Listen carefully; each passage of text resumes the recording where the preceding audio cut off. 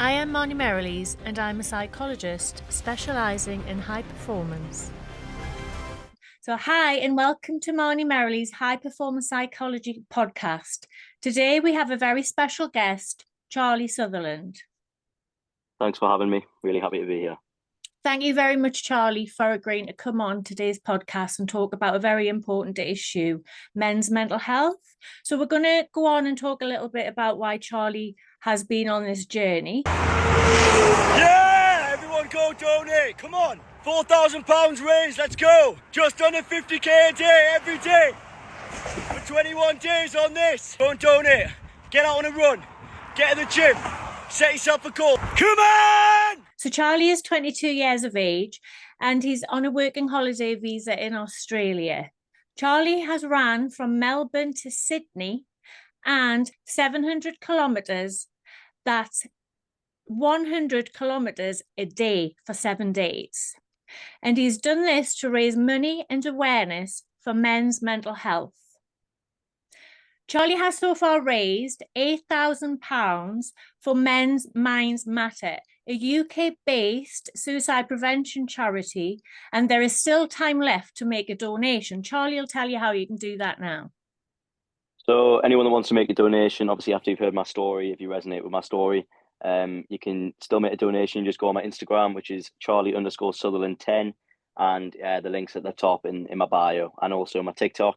It's Charlie_Sutherland, and then you can also find it there as well.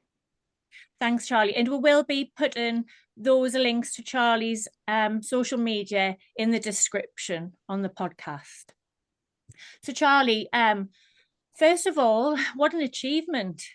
Yeah, pretty mental. It's been a roller coaster of highs and lows since I got here, but I'm really, I'm really happy with the way things are going at the minute. So, do you just want to tell the viewers why you decided to take on this challenge? Well, I mean, it kind of all started when I got to Australia. I didn't plan on doing any of this before I came here.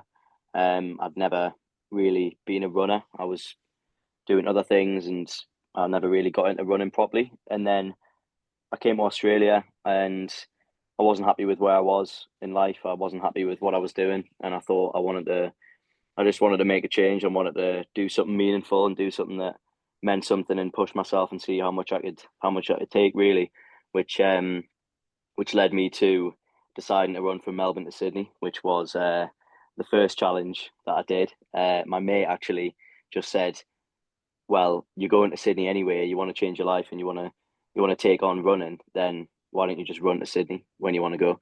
So that's what I did. Just like that. That's how it was decided. Pretty much, yeah. So did you make the decision when you got to Australia, or had you sort of thought about it when you were still in England? I'd never thought about it in England. Wow. I just came for a holiday, like to get away from home, to have an experience, to, get out of my comfort zone. And I got here, I wasn't happy with where I was. I thought, if you're going to make a change in your life, do it on the other side of the world, because you realize no one actually cares what you're doing. Just do it for you, and try and make a difference. So I came up with the idea 2 weeks into being in Australia, and I just thought, I could really change people's lives. I can really inspire people to also go outside the comfort zone and make these huge decisions to change their life. And if they're not happy with the path they're on, then there's always something you can do about it. Absolutely. And I think that's a really important point, what you've mentioned there, because a lot of time people find themselves on a certain path, and they feel like, well, because they're on that path, they have to stay on that path, and that they're stuck. Yeah. And they sort of feel trapped. But like you've just said, and when I'm working with clients, I often say, you're not a tree, you're not rooted. You can go wherever, you can just get up and go. And that's exactly what you've done. Mm-hmm. So what prompted you to go to Australia? Did you just fancy a change? I mean, you're 22. I mean, that's like common, isn't it, for people to travel around the world? Yeah, I mean, I was never much of a traveller. I never really wanted to leave properly. I kind of just came so my mate originally told me and the boys that he was going to Australia, and he didn't really tell anyone about it until the very last minute, and he just said, right lads, I'm going to Australia, see you in a year, or see you whenever. And we were just like, wow, that's mad. And I never even thought about it. I just thought, I'm just going to keep doing what I'm doing. I'm not too arsed about moving away, because I never really wanted to. I've always wanted to live at home. And I started weighing up the pros and cons. I started weighing up, should I go? What can I lose? I can lose money. I can lose, a bit of time. But realistically, I can't really lose anything. That there's only life experiences that I'm going to gain from doing something like that.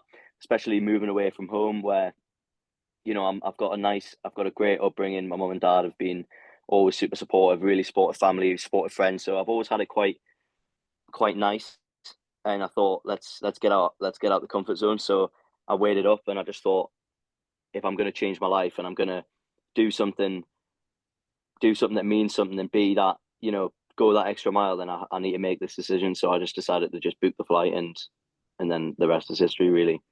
Yeah, it's great. Can we just talk a little bit about the decision-making process there? Because that's something people often struggle with. It's like they have these thoughts inside of their head, and they just go round and round and round, and people struggle to sort of pin a thought down and make that decision, which then is sort of acted on. But the first step is to be able to make a clear decision and know it's the right decision for you at that time.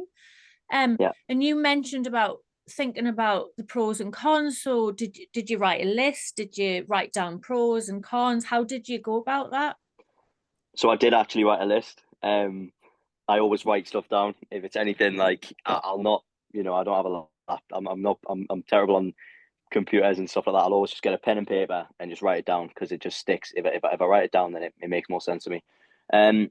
So the pros were moving away from home, obviously getting that experience of living on your own, going outside your comfort zone. You do things that are hard, you grow mentally, and you'll know that. And a lot of people who do hard things and put themselves through hard things purposely are the ones who have that mental advantage. And I thought, let's go and do something hard. Let's move away from home. Let's move away from all my mates. And I've got a great relationship with my family and friends, so it was really, really tough to leave. Then combine that with the cons.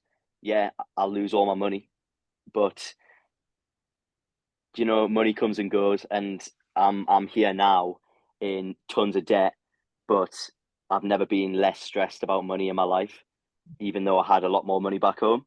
So I don't know. I just thought, what's there to lose and what's there to gain? Like, it's endless. Like, who I could meet, the networking, the decisions I make over there.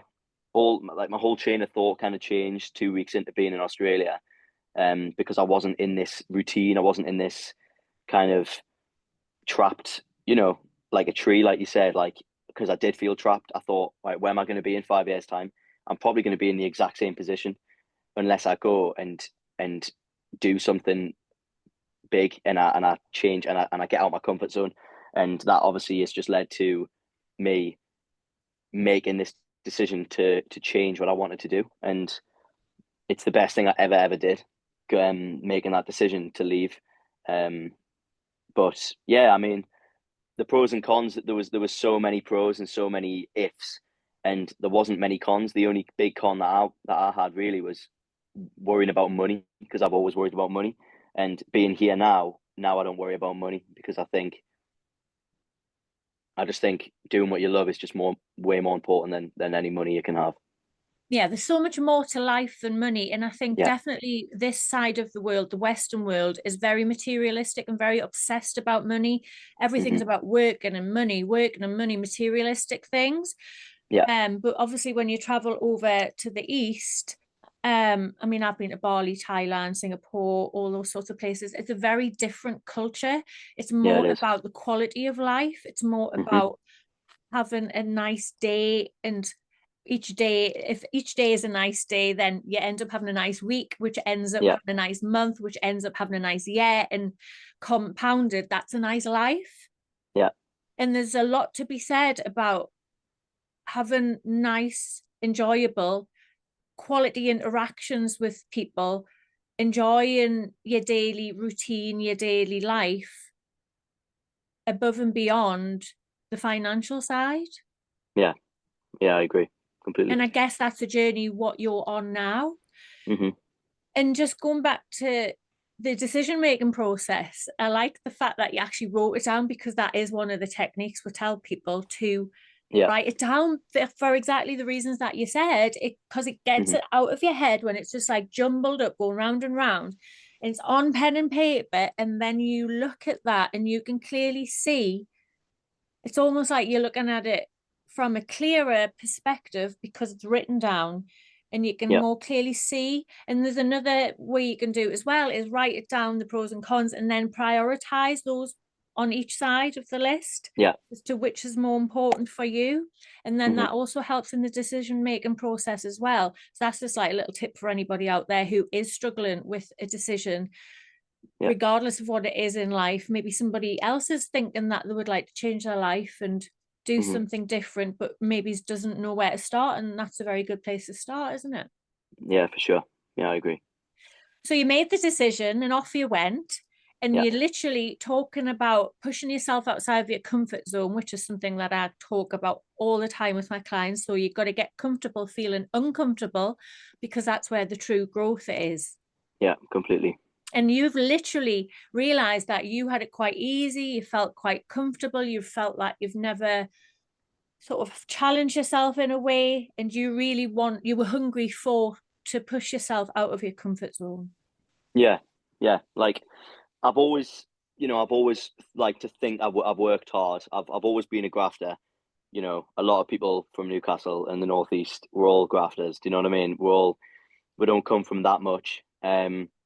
So to say, like, you know, I've definitely pushed myself in the past, but I don't think I ever realized what you could actually do if you really, really went to that dark place. And that's, you know, I mean, so I did kickboxing for 10 years. I got a black belt. That took a lot of hard work. That took a lot of dedication. That took a lot of punishment in my black belt. You know, I've always tried to push myself. I used to play rugby. I was always the smallest person on the team. That was always hard, but I always tried my best. You know what I mean? So I've never shied away from anything. I've never been bothered about, you know, how small I was, or you know what I mean? Like, so you've always been up for the challenge. Yes, I've always put in as much work as I can, but being here and setting myself a challenge that was almost impossible in my head at the time, that's when you realize your actual potential, and that's when you can actually unlock, you know, what you can really do, and the limitations that you're putting on yourself are so much lower than they should be.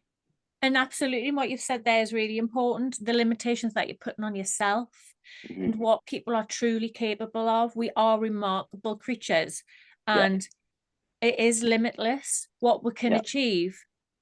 But society, maybe upbringings, different things, people develop these limiting beliefs that they carry with them from childhood to adolescence to adulthood, and often don't challenge those limiting beliefs.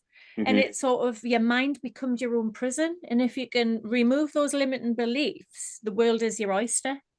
Which I agree completely. You are testament to that as well, because that's exactly what you've done. Wow. You've took the shackles off and off you went. Yeah, well, yeah.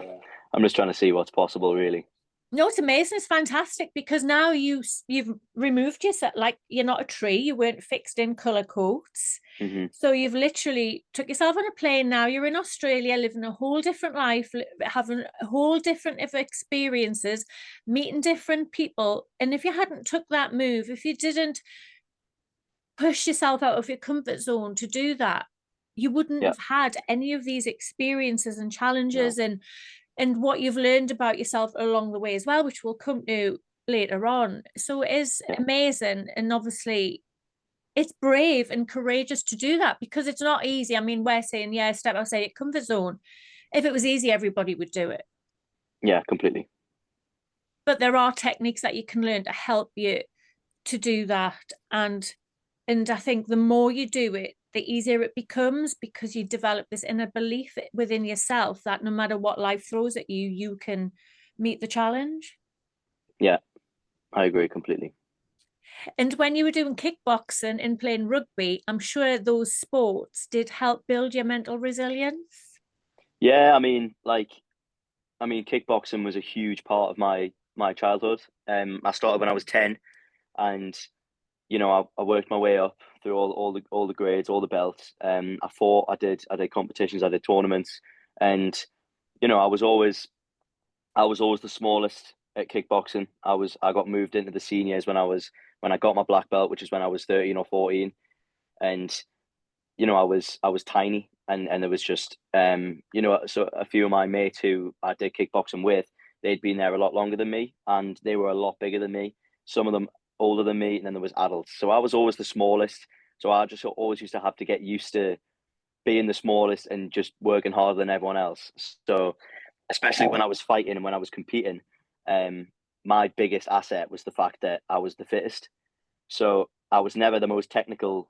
I could never punch the hardest, but I could just outwork you. So I was just really fit. So when I used to go to tournaments, I used to beat people by just outworking them because they would just get tired and I just wouldn't get tired. So it's that, like, I've always had that graft and that, like, do you know what I mean? That like I'll always, go that extra mile to. So you've always had a very good work ethic as Yes, well. always. And sort of when you're talking about you were waiting for your opponent, I guess, to get gassed out, and then yeah. So that's great because it's strategic as well, that isn't it? Oh yeah, I know. I just had to just take as many shots as I could and then just wait until he got tired and then go. And then in terms of the rugby, what skills do you think you've learned from playing that? I mean, rugby was hard. I kind of got into it because one of my best mates got me into it. Really, he just told me to just join, and like I went to a school where rugby was quite big, so I kind of just fell into that group where I just went, go on, I'll just come to training. So I ended up playing for Percy Park, and I was always the smallest. So I just pop us on the wing. I'll get the ball and I'll try and shuffle through some people and make some yards, or I'll just sprint around someone.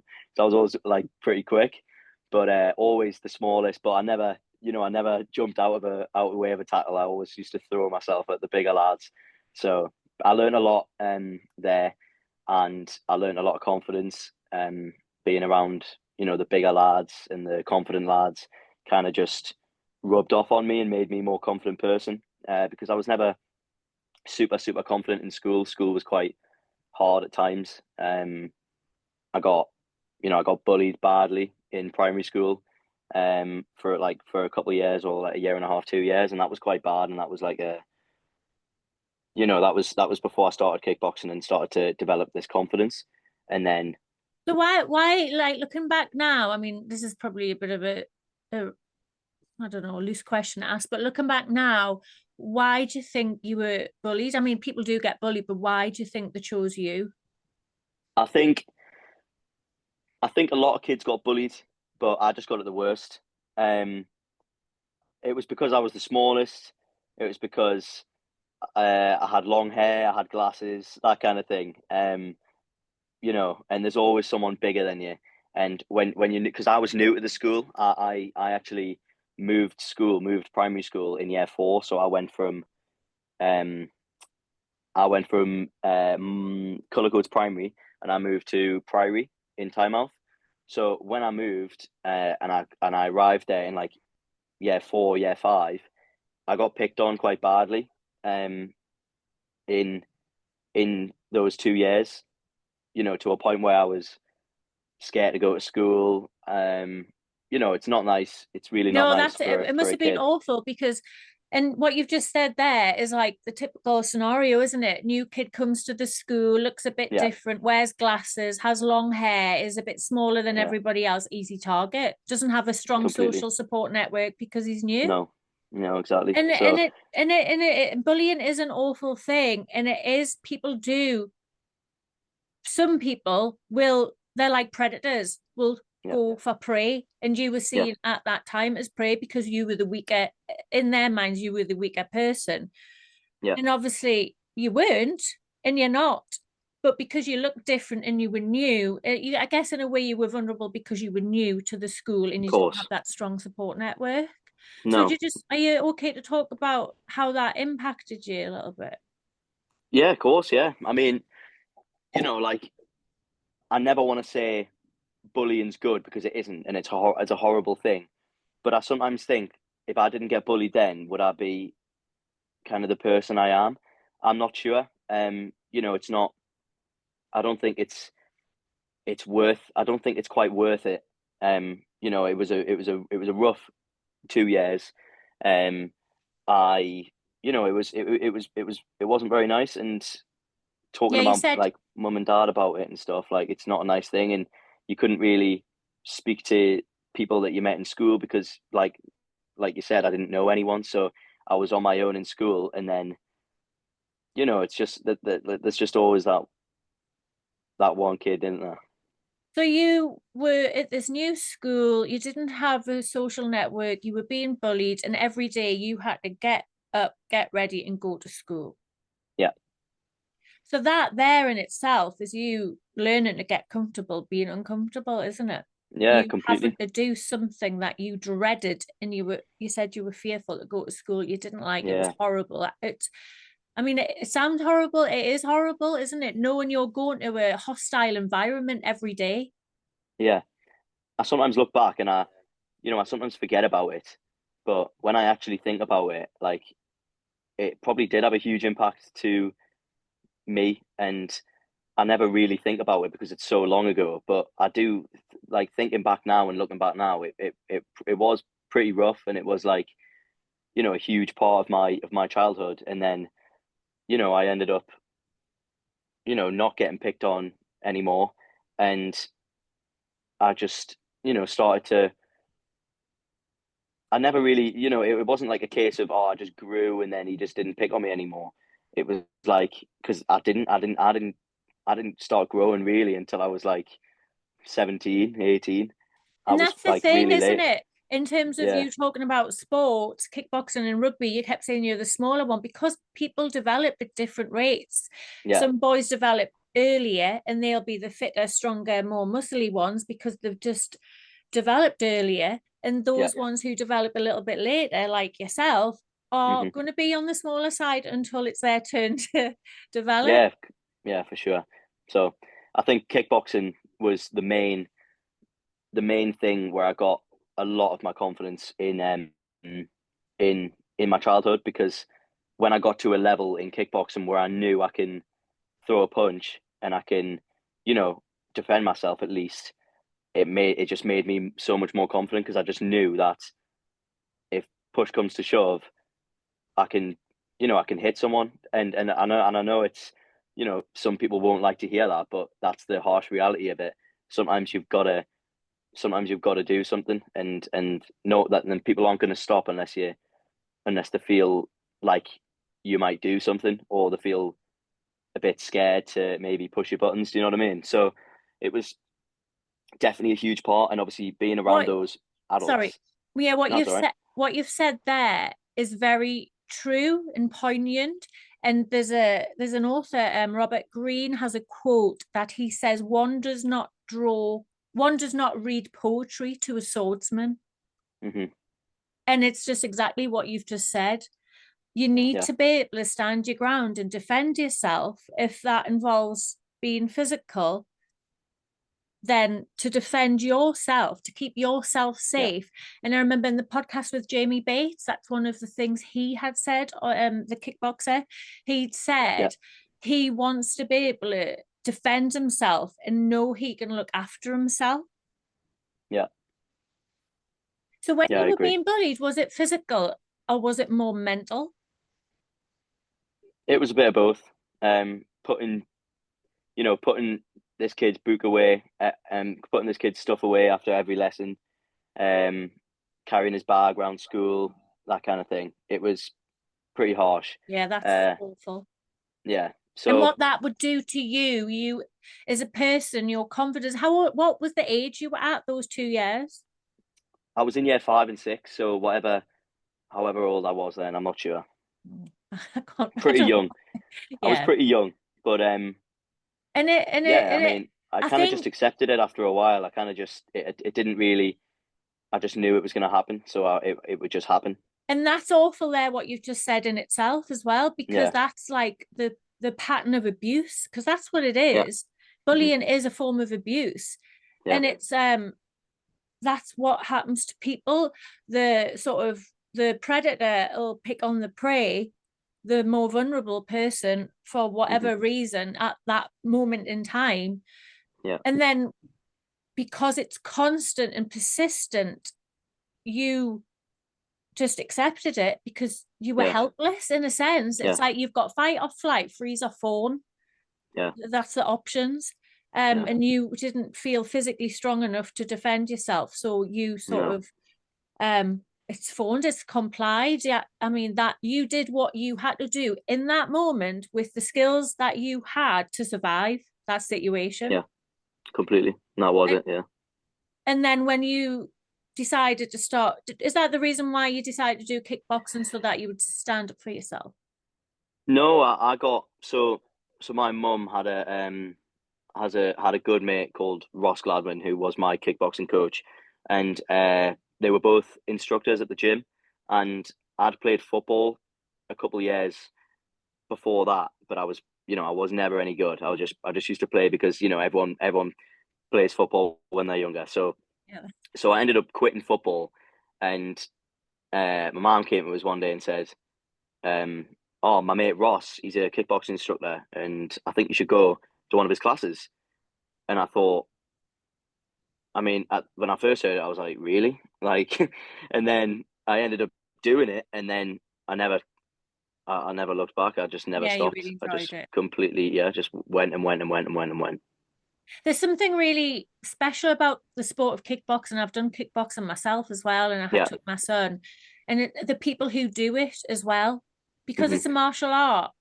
People are very disciplined, and Yeah, they people are. are very supportive, Yeah. and there's none of this bullying and snidiness goes on. In my experience, that is. I mean, that's all I can talk from. Yeah. Um, I don't know what your experience was of the I've environment. I had a really good experience at kickboxing. I learned a lot. I had a great coach, Ross, who's now a really good mate of mine, and he always will be. He helped me through a lot, and he still does. So he's my physio back home. So Do you notice still, the shift in you, in your confidence by going to kickboxing, and then you, at some point, the shift where you were able to feel more confident to stand up to you for yourself with this yeah. bully? I mean, there was never really an altercation that stopped it. It just ended up just fizzing out, and it just stopped. And I never. I'd love to say I went to school and one day I punched him in the nose, and then that was it, because that never happened. It was just a thing that just got older, and it just stopped happening. And so, like, kickboxing, it was more when I started to grow a bit, and then I could also put that with my skills, and fighting, and sparring for as many hours as I've sparred in my life, and all that, that real life experience stuff when you're actually fighting someone, um as well as just pushing yourself in class every day gives you confidence alone, never mind, you know actually having to fight. Like, just working really hard gives you that confidence. Absolutely. And it also gives you the discipline of showing up Yeah. for all the sessions, doing all the drills that's required to Hmm. be done. And then obviously when you've been doing sparring and fighting, all the discipline that you learn there, these are all life skills Yeah. that are necessary to be successful in life. Yeah, completely. Like, just that, being sore and getting up and going to training, or you know there's so many, like, transferable life skills that you learn from sports, and especially martial arts, I think. So I did jiu-jitsu as well. So I did jiu-jitsu for about 9 months, and I did that after I stopped kickboxing, because I wanted to compete, and the club wasn't in that kind of state anymore. It used to be a really, really heavily competing club, and then people got older, stopped competing, and I was kind of just coming up. So I wanted to compete, and there was no one there to compete with. So I would go to these competitions, and there'd be teams of people, and it would just be me and maybe one or two other people. So it was hard, and you didn't get that. You know, I wanted to push myself properly, as if I was like a proper athlete. So that was the reason I decided to leave. You know, I didn't leave on bad terms or anything. I'm still really, really close with all the lads at kickboxing. But it just wasn't what I needed. So I decided to start jiu-jitsu with my mate and his brothers. And that was a really, really heavily competing club. Loads of people just wanting to compete, and I just wanted to be around those kind of people, because they would have brought the best out of me, because they would have just pushed me to want to do that. So jiu-jitsu, another really respectful, and I've got nothing but great things to say about the club I went to. Yeah, you're right. Jiu-jitsu is another martial art where discipline and respect for one another, the opponent, knowing what a man or woman is capable of. Yeah. Because I've dabbled a little bit jiu-jitsu myself. Yeah. And all these things. It's interesting to hear you talking, because you mentioned that you needed, so you were very much aware of what your needs were.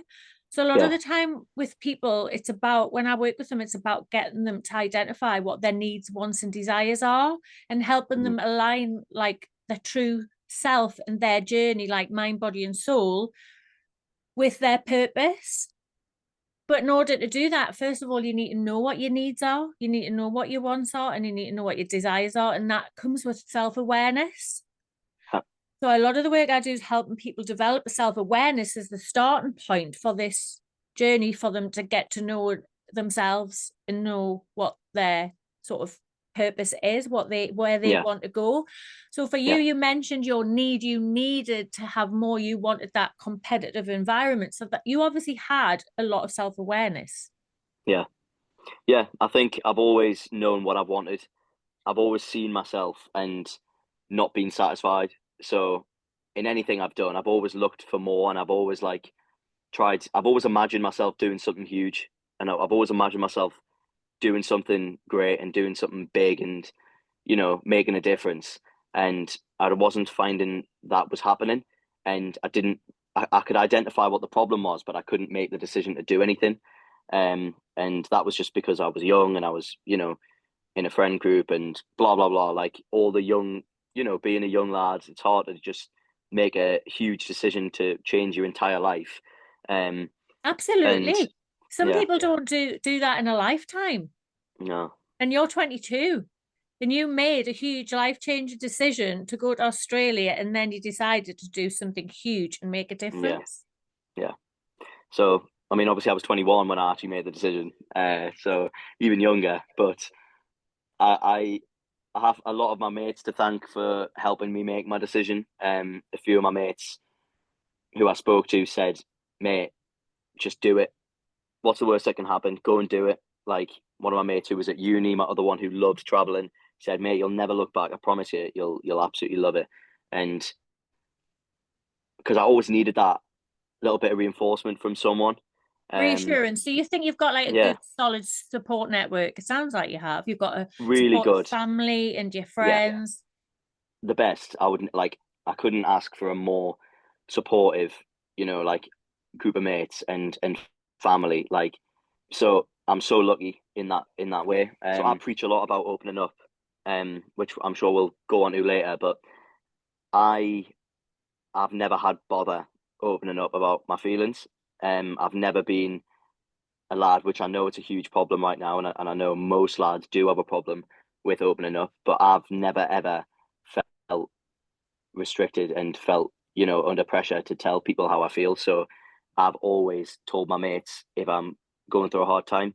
I've always told my mum and dad, and that's helped me a lot, because I get it off my chest straight away, and I can start evaluating what I need to do, and then that comes to the decision process, because I've just never ever kept anything inside. I've always just, if I need to say something, or if I'm feeling a certain way, I'll ring one of my mates, or I'll meet one of my mates, I'll tell them about it, or I'll tell my mum, I'll tell my dad, anything like that. And and I'll just feel so much better for it. So that was like part of the support network and part of the decision making, that I could bring up the pros and cons and bring up how I actually felt if I was going through a hard time, and then I could evaluate and make a decision.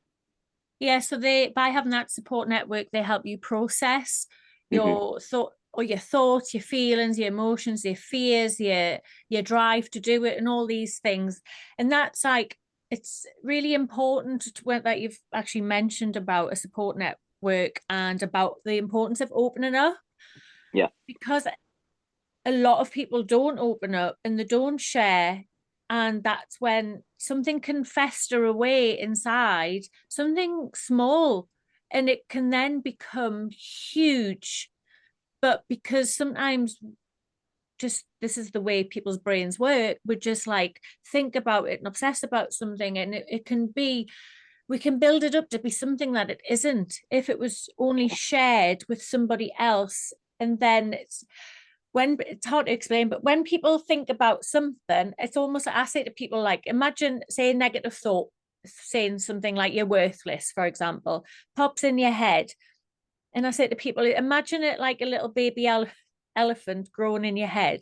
So firstly, when it first pops in, I'm worthless, if you sort of dismiss that, shared it with somebody, and they said, oh, don't be daft, you know, look at all the things you've accomplished, you're a lovely person, or whatever, reassured you, like what you said you seek from friends and family whenever you feel like you need to process something. But if you were left alone with this thought inside of your head, this elephant essentially would just grow bigger and bigger. The more you think of it, the more power you give it.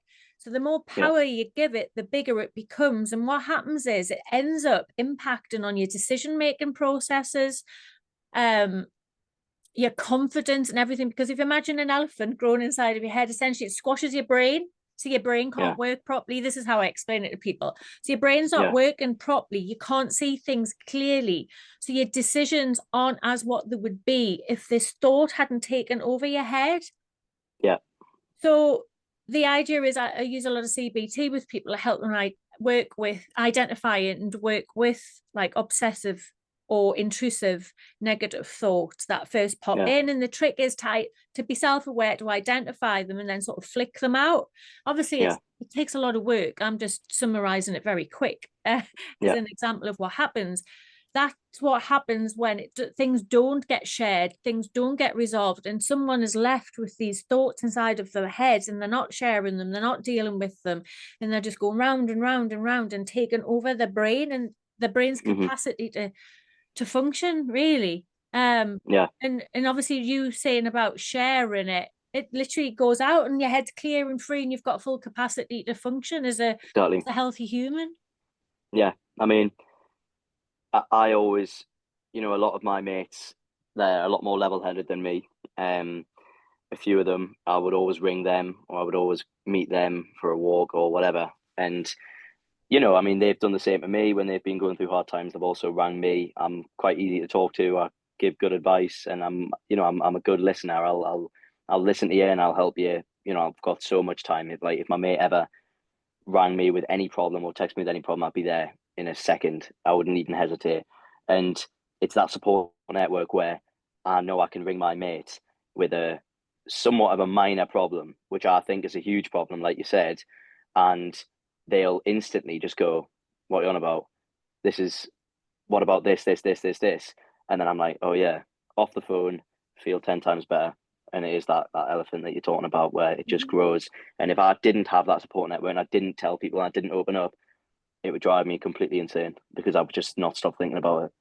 Absolutely. And I hear this so many times. And when I work with guys as well, like I've got a group of guys, I try and they're in the same line of work and I work with them separately, and they often have similar sort of fears or negative thoughts, if you like, but they haven't shared them with each other.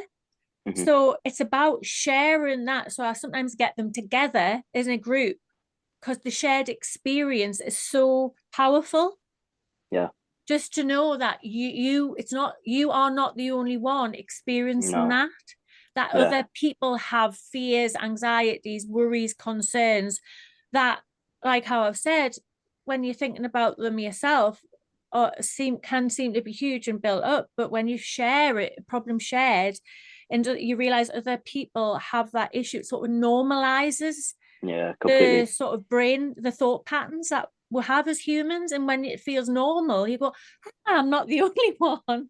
Yeah, no, literally, like if you look at any person, you know, you could pull any person on the street, anyone, and any mate, any family member, and ask them what problems they're going through, and they'll all tell you, because you know they could all tell you. If they were going to tell you, I mean, they would all have problems to tell. Everyone has problems, and some have worse problems, some have lesser problems, but the bottom line is everyone has problems. So whatever you are going through, I bet you someone's going through something way worse. So it's that, like, you know, not discrediting someone's problem, but you know, it just shows you everyone is going through problems every day, and if you look at where you're at, I think, you know, 90% of people will be going through problems that are really quite minor, and they don't really understand, you know, that some people are going through much bigger problems. But you know, it's hard to think about that when you are going through a problem, because that problem takes over everything you think about. So, you know, like, absolutely. And that relates to the elephant in the brain, because the problem's there. You think about it, you give it power, it grows bigger, and it stops your brain from working properly. And this is what people need to realize.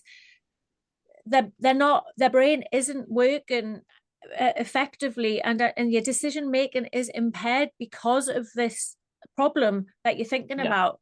And you need to be kind to yourself and sort of give yourself a little bit of compassion, and be patient, and share with whoever you can share with, because just that opening up and speaking to somebody instead of holding it all inside, because there's a lot of shame and there's a lot of judgment that's placed on yourself if you feel like you have to contain it and hide it, and that you can't share it. I'm very much like you. I will, like, share my friends.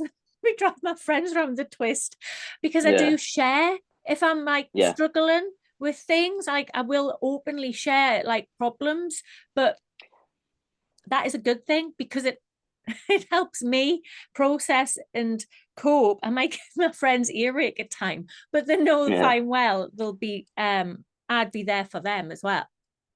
I think like that goes, you know, I'm not saying that women don't have problems, because they do. They've got the same problems as men have, but the women, you know, a lot of the time will open up, and they will cry on their mate's shoulder, and they'll not feel any shame for doing that. And that's where the suicide rates are so high for men, because the men don't speak and the men don't open up. And I'm very lucky to have the ability to open up and to speak. But like this day and age, it's like men will not open up and talk about their feelings. And because to cry on your mate's shoulder as a man is just seen as weak, and it isn't, and it should be, and it shouldn't be, sorry, but that is the stereotype. It's weak to do that. It's weak to cry. It's weak to you know, tell someone that you're upset when you're a man. When, you know, we're in a new time, and if you need to cry on your mate's shoulders, I've cried in front of my mates countless times, and they've cried in front of me, because that's how you know, that's how you feel better. You need to talk to people, because that's where you bottle up all these emotions, and then you get to the age of 25, 30, 35, you're still not where you want to be, and then you do something bad, and you know, suicide is such a huge problem. Absolutely, Charlie, and I'm pleased you highlighted that the difference between the genders, because male suicide is really high, and I personally, unfortunately, have known quite a number of men personally that have killed themselves. And it's huge, and especially, I don't know if about you, but this area where we live, like North Tyneside, the amount of male suicides that is happening currently is unbelievable. And I'm surprised there's nothing in the media about it. Like every other week someone's killed themselves. But Yeah, it's even And more. Yeah, it's crazy. it's like it's out of control. It's sending shivers through me actually talking about, because out of control, and it's like it's becoming like to the point where it's another one, and it's unbelievable, and it's so Yeah, shocking that there's not some bigger support network put in place. So what you're doing is obviously by raising money for the UK charity for suicide awareness for men's mental health is amazing. yeah, And I think what we were talking about men not opening up and not sharing and not talking, there's a few things that can happen. They can hold on to all of that, this emotion, and it's like it's literally like a pressure cooker over time. It hmm, builds up and it builds up and it builds up. And if there's no outlet by sharing, talking, crying, even is a natural way of your body releasing emotion that needs to be let out. But yeah, because of the societal expectations placed on men, like you said, that often they feel like they can't talk, they can't share, it's seen as weakness, they've got to hold everything together. Often they've got so many responsibilities placed on them, their roles within society, having to be the provider, having to look strong and having to be capable, be all things to all people. Um, and then there's just bubbling up inside of them. A lot of them turn to drink, a lot of them turn to yeah, drugs, and then yeah, unfortunately the end result is suicide. And around here there's a lot of drugs, there's a lot of alcohol, and there's a lot of suicide.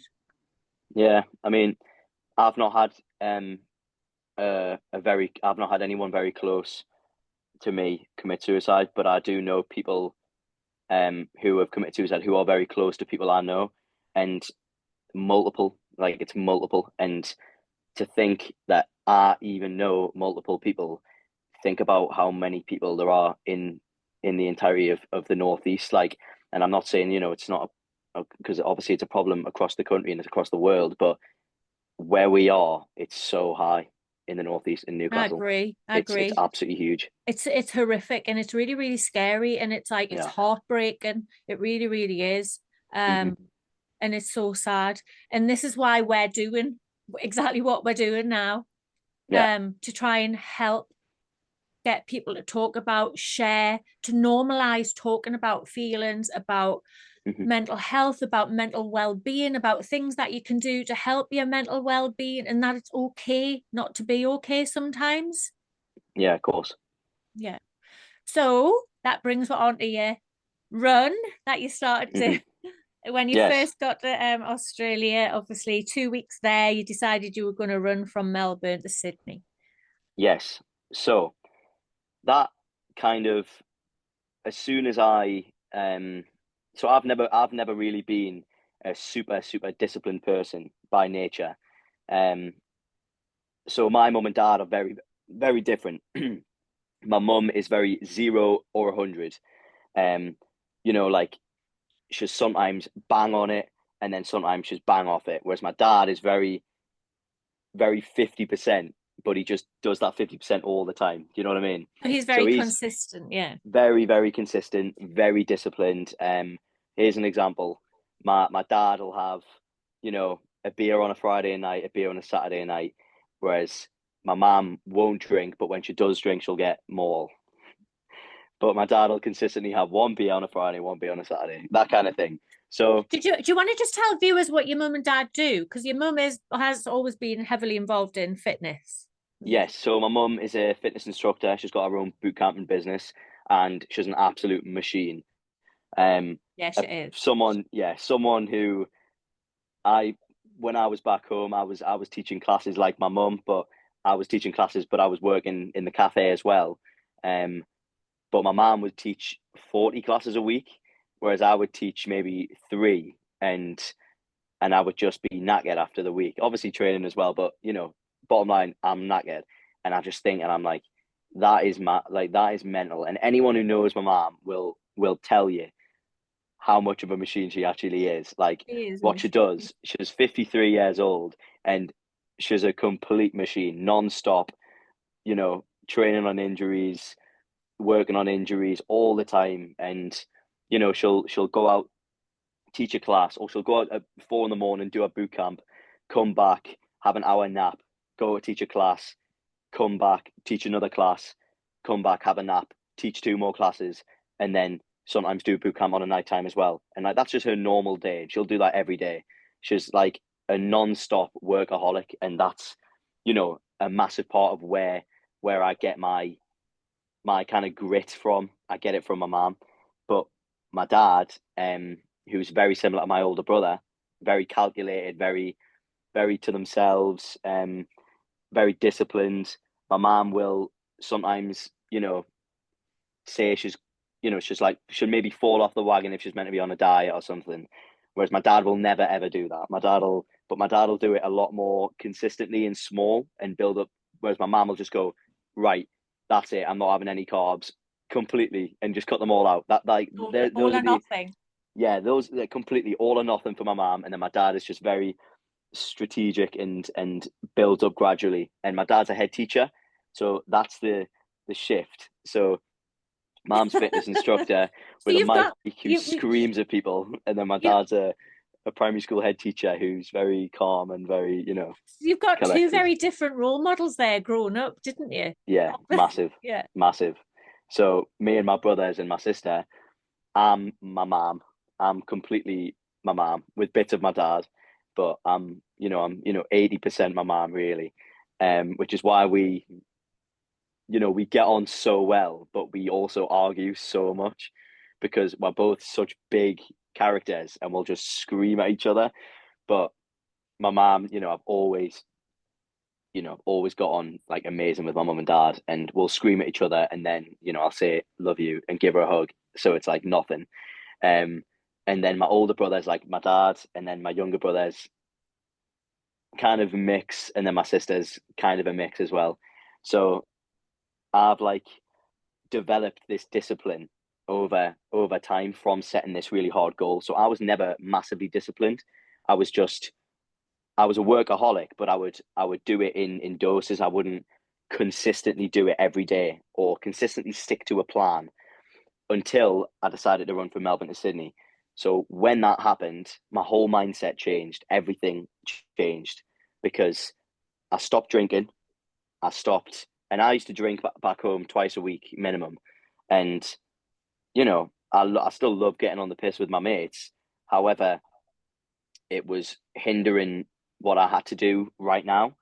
And so without realizing what I wanted to do for a living and for a career, I was kind of just drinking and working the same job. And I would have still been doing the same thing now if I'd never made that decision to leave. So when I made the decision, my mind completely changed. I was so disciplined. I didn't miss one session. I did my stretching. I ran every day. I stuck to the plan. I didn't miss 1K ever. I ate, meal prepped, which is something I've never done back home. I meal prepped. I started reading. I started journaling. All these things that I'd never done before. I just did it.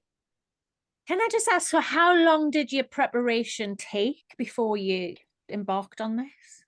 It was 2.5 months of prep. So before I set the challenge, so this was the thought process. Before I set the challenge, I'd ran 2 half marathons in my life. I ran the Great North Run, and I ran the Great North Run the next year. And I ran them for fun with my mate. I didn't do any timed stuff. I literally just ran them with my mate. But my brother is like an elite runner. So he's got like just under a sub 15 5K and, a 1:10 half marathon. So he's a really, really good runner. And when I made the decision, like I always looked at Lucas as, when I was at kickboxing, I didn't look at Lucas the way I do now because we did completely different things. Whereas so I actually got injured. So the reason I stopped kickboxing and I stopped jiu-jitsu and started running was because I tore my labrum, and my shoulder. So that's your shoulder, isn't it? Yeah. So I tore my labrum. My shoulder was dislocated. It happened in a competition in kickboxing, and then I would continue going to training because I was stupid and I was stubborn, and I wouldn't go to the doctor. So every time my shoulder would pop out, it would just pop out and pop back in, and I was like, oh, I'll be all right. So I went back to training, and I kept training. It kept happening. And then I decided to quit kickboxing, and I started doing some strength work on my shoulder. My shoulder ended up getting a little bit better. and then jiu-jitsu obviously ripped it out again, and it just kept happening. So it was my shoulder would dislocate. At one point, it was happening every single class, which was every day.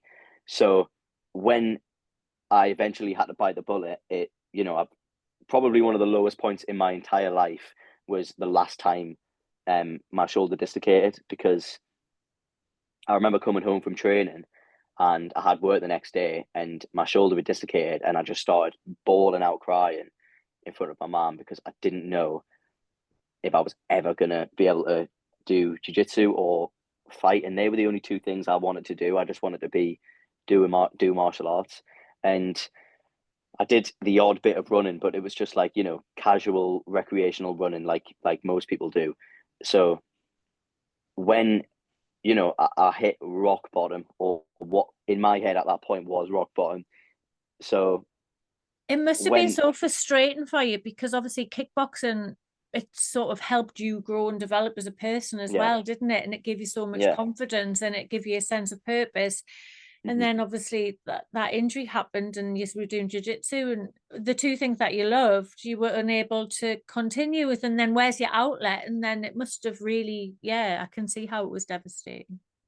It really did, and it really, really hit hard. And this was before the surgery. So this was before the surgery, before I had to go through surgery and had to go through that recovering process, which was, one of the hardest 7 months of my life.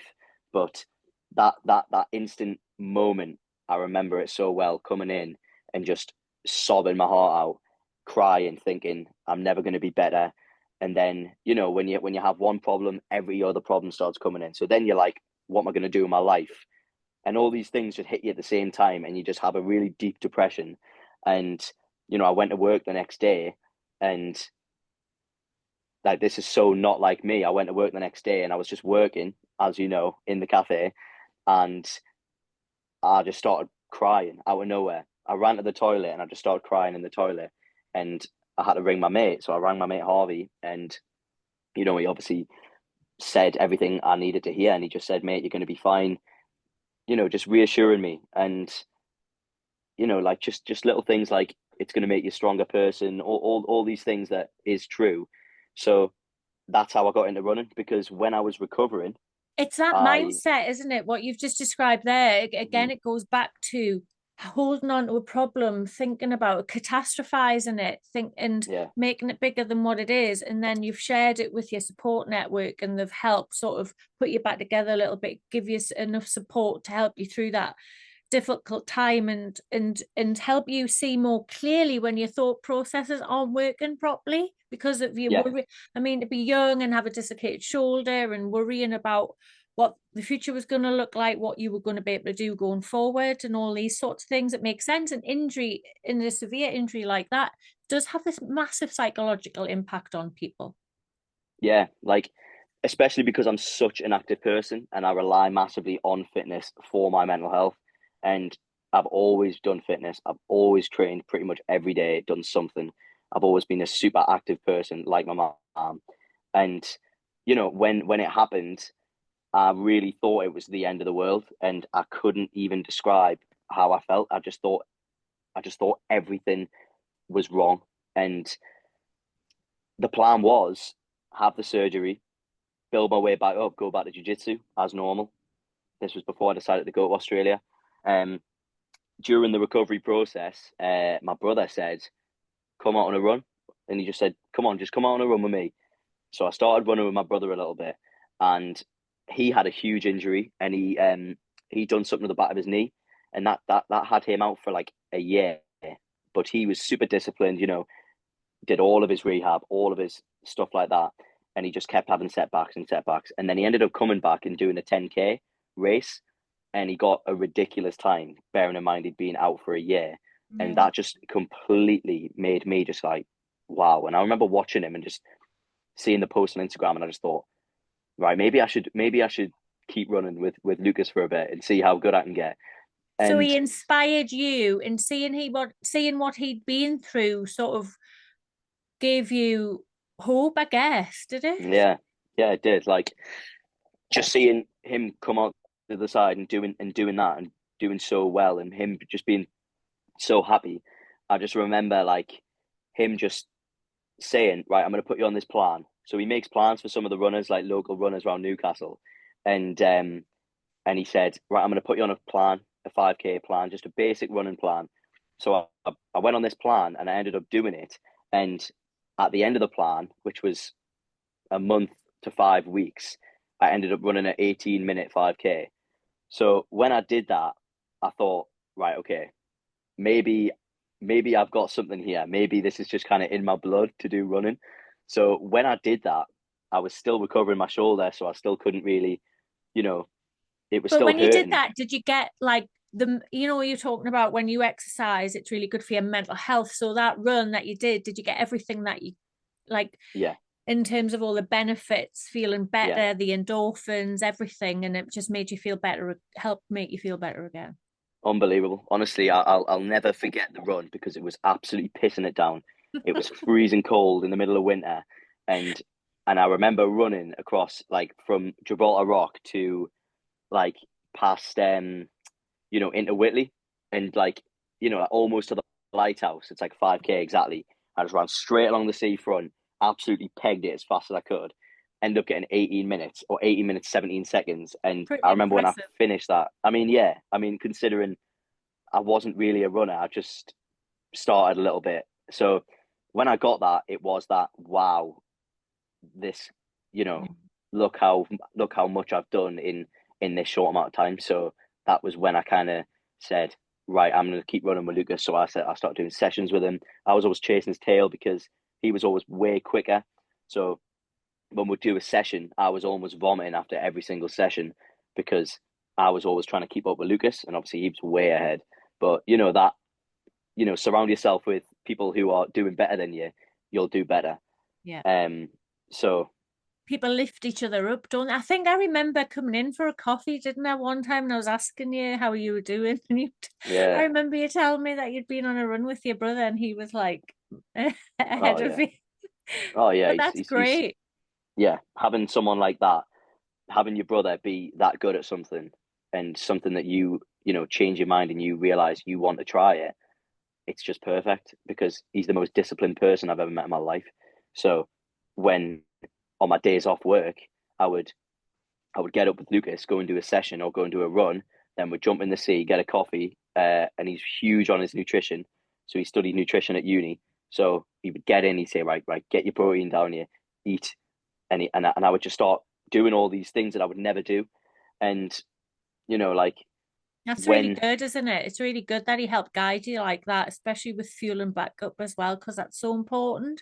And people, they can be training, but if they're not fueling themselves back up properly with the right foods and the right amount of protein, it's that can have a detrimental effect when you're training hard. Yeah. So I kind of took all that, and then when I decided to move to Australia, I thought, right, this is what I'm going to do. I'm going to train exactly the same as I am. I'm going to get really, really quick. Just do not the basics of running, take my running very seriously, but I knew I was never going to be the best 5K, 10K runner. So when I made the decision to do the Melbourne-Sydney run, that was a thing. I've always been inspired by a couple of my role models. So Ned Brockman, for one, who's an Australian ultra runner. Then you've got Russ Cook. Then you've got Cameron Haynes. And all these people, these huge personalities, these people who do this really, really hard stuff. I've always looked at people like that and gone, wow, like, how is that even possible?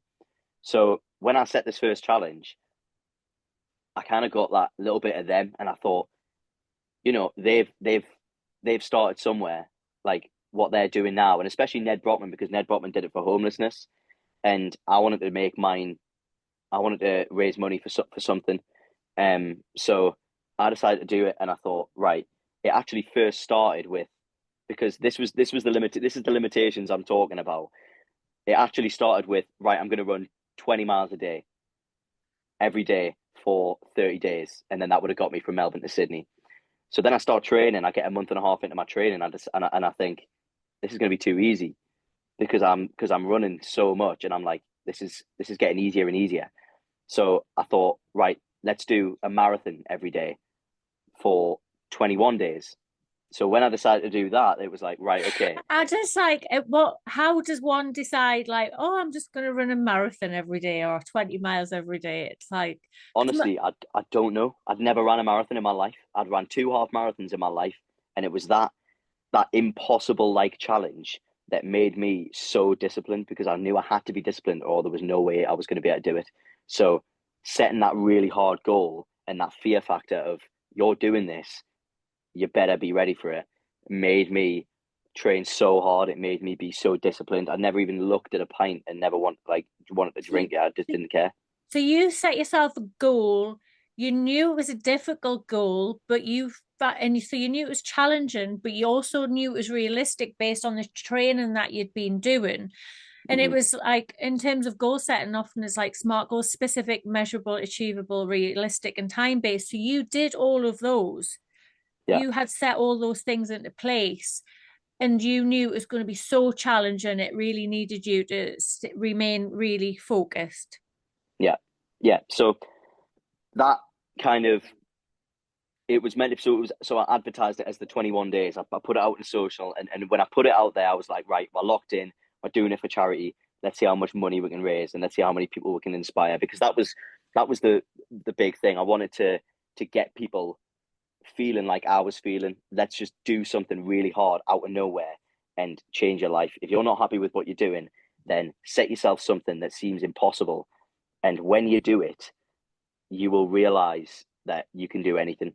And it doesn't matter what that goal is, whether it's a 5K or whether it's a 10K. For someone who's never ran in their life, it's exactly the same. It's the limit. It's all relative to the person and to the limits that they're putting on themselves. So mine was, let's do a marathon every day for 21 days, running across Australia, somewhere you've lived for 2 months. It was mad. It was mad. I didn't have any. Yeah, I had not much money. I didn't have, we didn't have a van at this point. We didn't have anything, and I just thought, right, we'll sort it all out. So we did end up sorting it all out. So we set off, and I ended up doing 40. So it was going to be the average of 46K. So it was actually over a marathon every day. So the average of 46K a day would have taken us to Bondi in the 21 days. But I actually started with a 47K run, and then the day after I did a 50K run. So when I ran that first 47K, it was amazing. I was running. I was on the road. I was on the highway. It was mental. There was cars flying past me at 110 kilometers an hour, and I was just on the side of the road on this little hard shoulder with a high vis on, and I'd never felt more alive in my life. And that was the feeling that I was chasing. I wanted that feeling of like, you're doing something amazing, and you're getting people talking, you're getting people out, you're getting people, people were buying shoes. I was getting messages from lads who had never ran before, and they bought a pair of trainers. So I'll use Max as an example. Max, my mate from Melbourne. I went on one run with him. I seen him outside one of the shops, and he said, I'd seen your videos and I bought a pair of running shoes. And I was like, oh mate, we should go on a run. So we went on a run. We ended up running, I think, a half marathon, and he'd never ran. And I just went, let's run a half marathon, right? I bet you when you do this, you'll realize what I'm trying to preach here. So we did that. Then 2 weeks later, we ran 30K, and then 4 weeks later after that, when I was already gone, he ran a 50K, and he never ever would have ever thought he could do that. And that was all from that one decision to push himself to that first point of, let's get the half marathon. And then as soon as he did it, he went, wait, I've just done a half marathon, I can do more. And then that's when you realize. But before that, you're like, oh, I couldn't run a half marathon. So it's, when the second day of the Melbourne run, we ended up running 50K. And then when I got that taste for the 50K, because that's an ultra marathon, I thought, I can't drop below 50 now. I'm doing 50 every day. So that's what we ended up doing. So we had to change the plans mid-run. We had to make it 17 days because I wanted to finish on a big 100K run on the very last day. Yeah, it's awesome. And what you're talking about there is about breaking boundaries, breaking limitations that people place on themselves. And there was a study, there's a perfect example. I can't remember the name of the runner, but it was everyone used to run a 10 was it 10-minute mile? And no one thought it was possible to do it any quicker until one person did it and they broke the seal. And after that, everybody after him was doing it quicker. Yeah, I remember that. I think it was the 4-minute mile, wasn't it? Oh, sorry.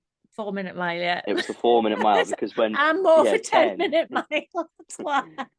Yeah, it was the 4-minute because it was seen as impossible, and then as soon as the one person broke it, 10 people broke it in the next couple of months. Yeah, and it had been because impossible. it was that. Oh wait, it's possible. Yeah. Yeah, and so it's it is about that the limitations that people place on themselves, and yeah, and all it takes sometimes is one person like yourself to show what is possible. Then other people can go, oh, it is possible, because it removes the limitations people have placed on themselves. Yeah, and I think people that do look at what I'm doing now as inspiration, I try and stay as relatable as possible, and I try and stay as myself as possible, because I am just a regular 22-year-old lad. I'm still in a hostel. I'm sat in a bunk bed now in a hostel still. Right? Do you know what I mean? Can't you see the top of it? Yeah, it that's the like top.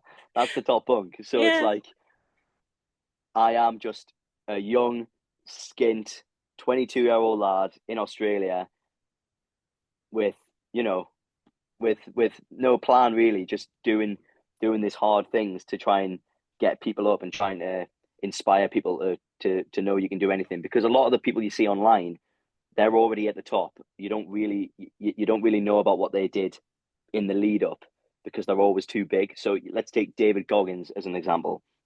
So you look at David Goggins and you think, wow, that's amazing, but it's way too far out of my reach to be able to even think about.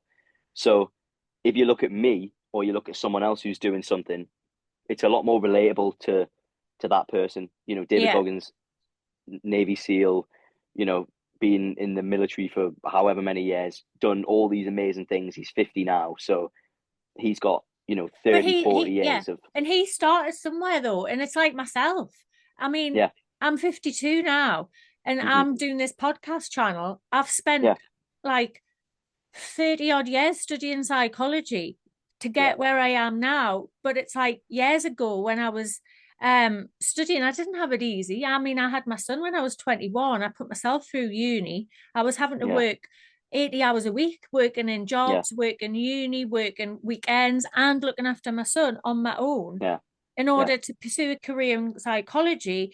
And then people don't see all of that, where you've had to come from to get where you are now. I mean, my son's 32 now. He lives in China. And I'm busy. I'm doing this and I'm creating this. And yes, whilst I'm not a world-renowned podcast channel, I'm sort of starting out and I'm doing it. I'm doing something. And people have to start somewhere. People need to have dreams. Completely. Always chase your dreams. And that's something I'm going to quickly jump onto about the school system.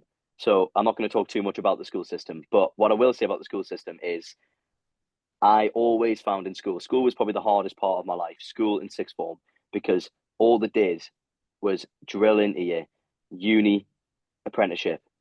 And it wasn't even apprenticeship really. They never really drilled apprenticeship into you. It was just university. You're going to do this, you're going to get your grades, you're going to memorize this book, and then you're going to go to uni and you're going to memorize those books. And then you're going to get a piece of paper which has a grade on it, and then you can get a good job. And if you don't do that, then you get a shit job, and you don't have a good life. And I completely disagree. And I think fair play, anyone who wants to go to uni for the experience, or you go to uni to get a qualification that you need to get a certain job. But what about the people who don't want to go to uni, and the people like me, who I always found was always shut down? Because in sixth form especially, they used to ask, what are you doing after sixth form? And I'd say, oh, I don't really know. I don't want to go to uni. I don't want to get an apprenticeship. I don't really know. And it was kind of just that patronizing bit of, well, what are you going to do then? That kind of thing. And I think absolutely, they shut down your dreams massively. And I think that's just Not you only know. that, Charlie, by doing that, they make you feel that you're inferior to the other people in the Yeah. classroom that have got a goal, that do know that they want to go to uni or do an apprenticeship or whatever. Hmm. My son was very much like you. He saw how hard I worked and he's like, I don't want to go to uni. I don't want to do that. And he did try and Yeah. do A levels, and then he's like, I can't do this. Hmm. But my son taught himself how to play poker Yeah. online from the age of, well, 18. And now he's a world class poker player and he coaches people to play poker. And that is why now he lives in China. He's been all around the Yeah. world. He lives in America. He's lived all over. And this is what he created actually in this room, which used to be his bedroom. And Hmm. he did that himself, being a bit of an Yeah. entrepreneur, because he, like you, didn't want to follow the same path as what you've just said. I mean, it's not for the Yeah. school system in that way, isn't for everyone. For me, I knew from the age of 13, I wanted to help people be a better version of themselves. I didn't have a great Yeah. childhood. My grandma raised me. My mum and dad separated when I was little. So my grandma raised me as my mum, dad, and my gran. My mum and dad both had issues with alcohol, put it whatever way you want. They weren't really good parents, as in they were never there for me as a parent. My grandma was. My grandma was world. She was everything. And Hmm. like, I don't even know where I was going with that. But it's about like, so for me, I mean, I had that difficult. So from that is the reason why when I was 13, I wanted to understand why people did the things that did. Because I couldn't Yeah. understand why my mum and dad were doing what they were doing. I was just like, what? Hmm. It just seems so pointless, such a waste of a life, two Yeah. lives on their own Yeah. separate paths being wasted. Whereas my Hmm. grandma wasn't like that. Grandma was very much like how you described your mum. Grandma was very sort of driven. I mean, if you think about like for a woman of in her era, she was working in Wilkinson Swords factory on night shift packing razors. I mean, that was a man's job. She Yeah. looked after me. She raised me alongside with her mum, who she looked after, who was in a wheelchair, and her dad, all living Yeah. in the same house. And my grandma worked night shifts so that she could be there through the day to see to everybody else. And she was a phenomenal woman. And then obviously when I Yeah. had my son, she helped me with my son. And unfortunately she passed away a couple of years ago, which obviously blew me right out of the water, because it wasn't like losing one person, it was like losing everybody that was important to me, because she was Yeah. mum, dad, and gran all in one person. Yeah. So everyone has their own path to choose, and it's Yeah. what's right for them. I Yeah. just knew I wanted to be in the psychology career. I wanted to help people be the best version of themselves. I didn't want people to suffer. I suffered as a Hmm. child, and I didn't want people to go through what I'd gone through. So I literally Yeah. wanted to use my experience and my qualifications to help other people. And here I am. Yeah. Well, there you go. It's like just having that one person to just like tell you that you can kind of take any path that you want. So no, Absolutely. I completely agree with you. Yeah. So we're both here preaching the same thing. Yeah. There's not people have to find their purpose, and it's different for everybody. Yeah, the relatability of, kind of what I'm doing. I try and stay relatable. I'm 22. I'm traveling. I'm skint. All these things, because people, like I was saying before, people look at David Goggins like he is now. No one looks at David Goggins when he was first starting. So there's no relatability between someone now and David Goggins now, because he's so far ahead. So I think when you're first starting out and you want to start doing hard things, like I'm a good start because I'm only just setting off now. So, I'm kind of in the same boat as everyone else, really, just a normal kid who just decided to make a decision. So that was kind of the hope for the Melbourne run. I mean, not only raise money for men's mental health and suicide prevention, because that is what I think is one of the biggest problems in the world, and is something that's huge from where we're from. And everyone suffers with mental health, and I think it's just such a massive thing that doesn't get talked about enough. So that was the reason I chose that charity. But it was a mix of things. It was me wanting to push myself and show myself what you can actually do. you know, push myself to that almost death's door limit where you're like crawling because you're trying to do something that you said you were going to do, and your body's completely broken, but no matter how much pain you're in or how much you want to stop, you still get your shoes on and you still run every day like you said you were going to. And that was the feeling that I wanted, which is why I decided to do the Melbourne Sydney run. So, but I mean, it cost a lot of money. I raised £6,000 for men's mental health. It cost a lot of money out of obviously my pocket. I didn't have many sponsors. I got some help from a couple of my mates back home who both have businesses, and a couple of little shops around Melbourne help with the financials. But you know, it cost me about £6,000, you know, to pay the lads to sort the van and all this stuff. So it really, you know, it was a So not massive only thing have you for me done to do. this, so like you've pushed yourself mentally and physically, you've also had financial repercussions to do Oh this yeah, as well. yeah, for sure. Yeah. I mean, if I'd never done it, then I'd be sitting here with, I don't know, like 10 grand or something, like £10,000. But I've got nothing. I'm in debt because I've done these challenges that cost money. But you know, I'll never.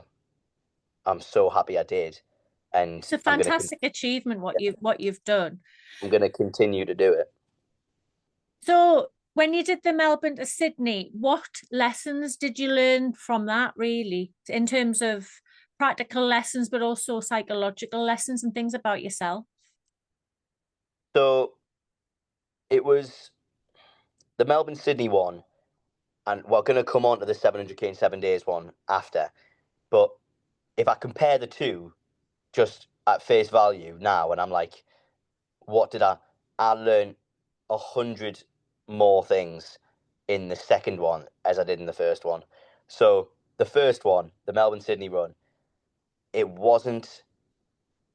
didn't push me to that breaking point, and that was the whole point. The whole point was I want to get pushed to breaking point so that I can relate to people, and so I can show people that even when you're in the darkest times, and you still have to just get up the next day and do it. Do you know what I mean?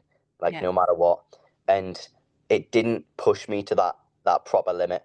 So some of the biggest challenges I faced on the run, it wasn't actually the running.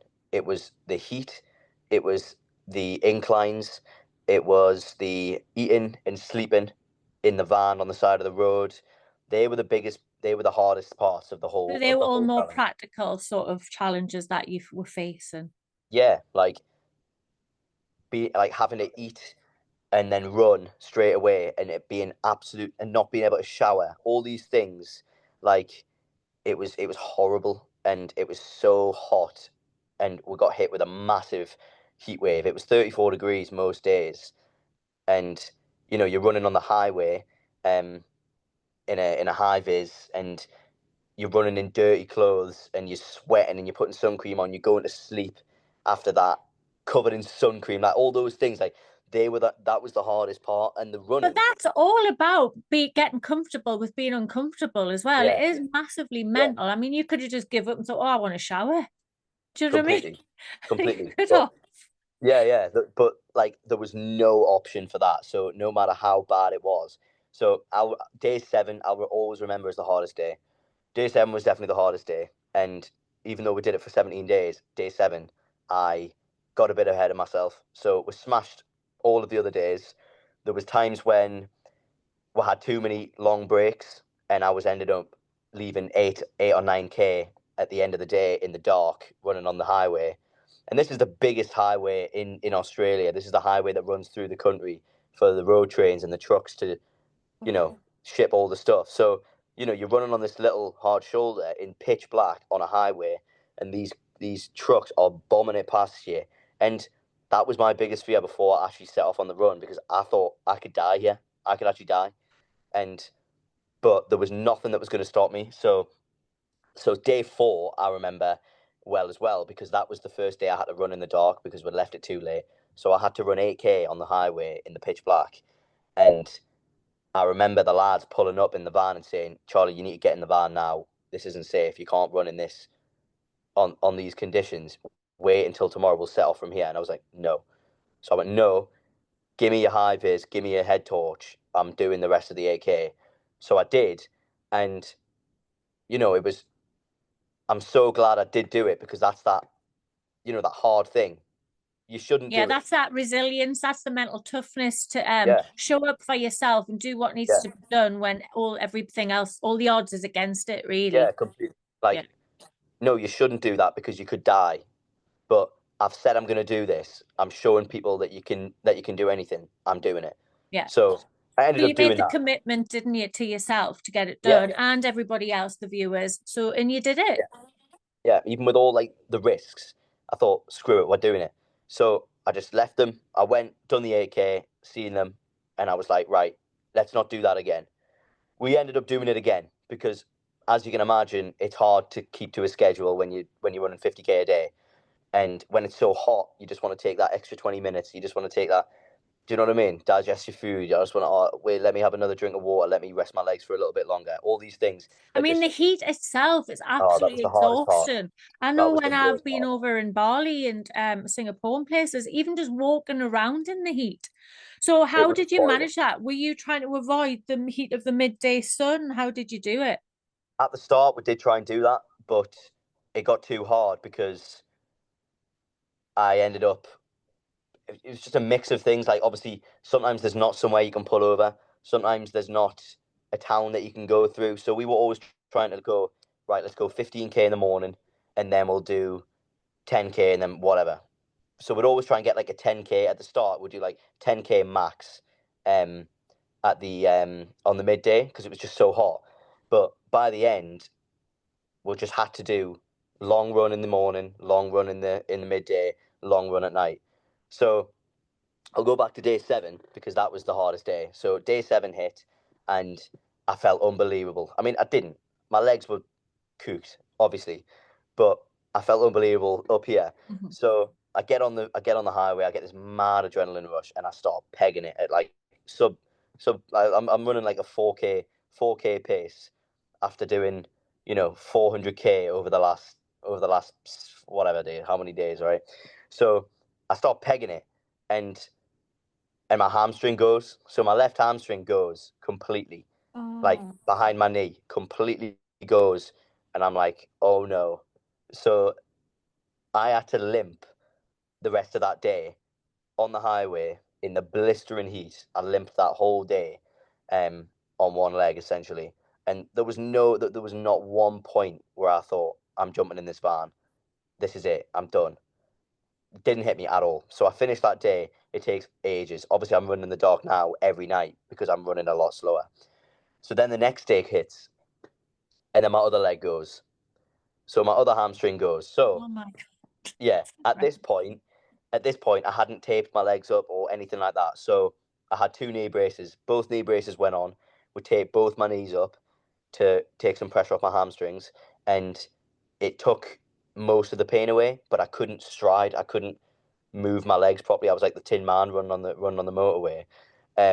So I limped for the next 3 days, 50K a day, and it was really hard. And there was mornings where just like you just couldn't move, and you're in so much pain, and you just had to get up and run another 50K every day. And then, but after those 3 days, I started to heal, because I ran so slow on these 3 days. Your body just recovered. So my body recovered. So that's what I tell people now. I'm like, you don't realize how strong your body is. Like, you will. Body is an amazing thing, isn't it? Yeah, it will recover, and mine did recover. It took 3 or 4 days, and my hamstrings were better. And then I learned from that. Right, let's not do that again. But then it all goes down to that. You need to fail to learn. You need to lose to learn. And that's it. And that's important, that what you've just said, because people are often far too frightened to try anything or do anything for fear of failure. But people need to do something, to fail, to learn from it, to become better. And it's like Michael Jordan said, he failed like 99 times and won one. And that's all it's needed. I know, and no one knows about the failures. Like, no one ever hears about them. Like Michael Jordan, you don't think about that. You think about the wins, but it's the failures that you learn from. You don't learn anything from winning. You only learn from Absolutely. losing. And it's like, we call it the iceberg effect. So if you think about, when you see an iceberg, you see the top, which floats on top of the water, but that's only 1/3 of an iceberg. There's 2/3 of an iceberg that you can't see, which is underwater. And that's all the work that gets done that nobody sees. Yeah, and then they only see the glory bits at the top. Yeah, so But all of this goes on behind the scenes, the years of commitment, the years of sacrifices that people do, and the hard work, the giving up on going out with friends. You said you hadn't gone out and you weren't drinking, and all these things behind the scenes that people don't see. And that's what it takes to be successful. But like you say, people just see what's on the top. And then talking about that in terms of social media, what you were saying before, a lot of, like, when people see like David Goggins and people like who've been doing it for a long time, and you see them at their success, you don't see their journey and where they started. But social media is terrible as well for showing people's best bits. Yeah, for sure. It's like a highlight reel for everybody's best bits. People don't go on there and show the days where they're crying, or the days where everything got a bit too much, and and all the shit that's going on in the world, in their life. People go on and go, yeah, look at me, I'm doing this and I'm doing that, and like literally that's all it is. So then when people are watching it, it gives the illusion that that's everybody else's life. And then when you're at home or wherever and you're going through a difficult time, you're looking at social media and you're thinking, well, how come everybody else is doing this, and my life's falling apart at the seams? Yeah, exactly. And that's one thing, like, I looked up to about one of my idols, Ned Brockman. You know, someone who's done these amazing things and raised an amazing amount of money. It was when I would see him crying and I would see him upset, that was the feeling I wanted. I wanted to feel that kind of that brokenness, because, you know, he did everything he was going to do.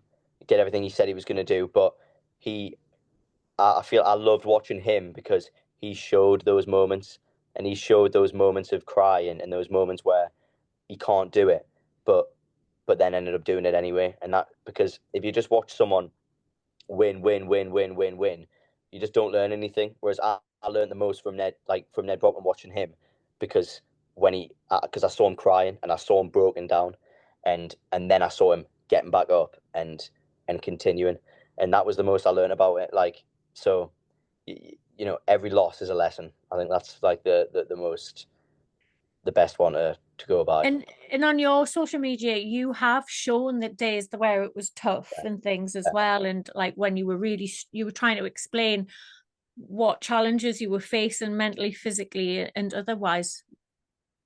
Yeah, so in the Melbourne run, I didn't really hit that point of broken. I never hit that broken point. It was really hard, but it didn't break me. It didn't push me to my limits. And so when I finished the run, I hit this huge depression. Believe it or not, you finish something so big and you think, oh wow, I bet that's amazing. But after that day, I woke up the next day, and when something's taken over your life for the last 3 months, everything you've thought about, I didn't think about anything else apart from Melbourne to Sydney run. That was all I thought about. And then it's done. In like that, it's done, and there's nothing else. It's done. Yeah, you've done something amazing, but now it's gone, and you've done it, and now you're in Bondi. You don't know anyone. You don't have a job. You don't have a place. You're skint because you've spent $6,000 doing this ultra challenge to raise money, and all this hit me at the same time, and I felt one of the worst I've ever felt in my life for 3 or 4 days after that run, because I felt like my purpose had gone. And we spoke about purpose before, and I think for a man especially, having that purpose is what kind of keeps them sane, or keeps me sane anyway. Having a purpose, like working towards something. I have to be working towards something. I have to be challenging myself in some way, or I go mad. And that was the biggest. I think you're right there. I mean, I think a sense of purpose is important for everybody, but some more than others. And I think it helps give people a reason to get up in the morning, to stay driven and focused on their day, to know what it is when they have a purpose that they're aiming for and to achieve. And for you to have done that for training and doing the run for so long and then have that break from it, I guess you'd be like, oh, like all that time on your hands now and all these thoughts coming back into your head. But not only that, it'll be a massive probably come down from all the endorphins and everything that is released when you are running.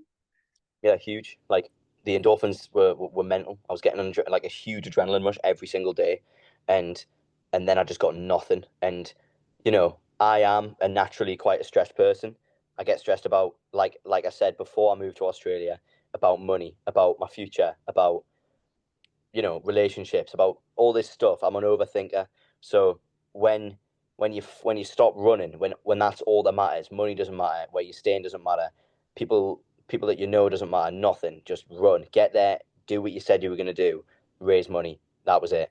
So when that stopped and when that ended, all the normal life stresses that everyone goes through hit me at the same time.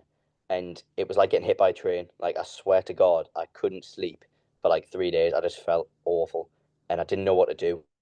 And it took me a while to get back to where I am now, but that came from setting another challenge, which was the 700k in 7 days challenge, because I had to fill my mind with something, and I had to get back to work, and I had what to. you're describing there sort of resonates from when I've worked with fighters.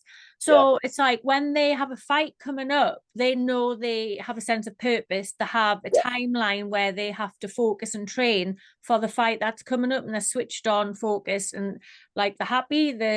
Every day they show up for themselves and they train and prepare. And then, but if they haven't got a fight coming up, it's like that sense of purpose is gone. They feel a bit lost. They don't know what to do with themselves. That all the thoughts start coming in. So you're not alone with that. And I'm sure many more people out there experiencing that. And it's good that we talk about that, because it's like this.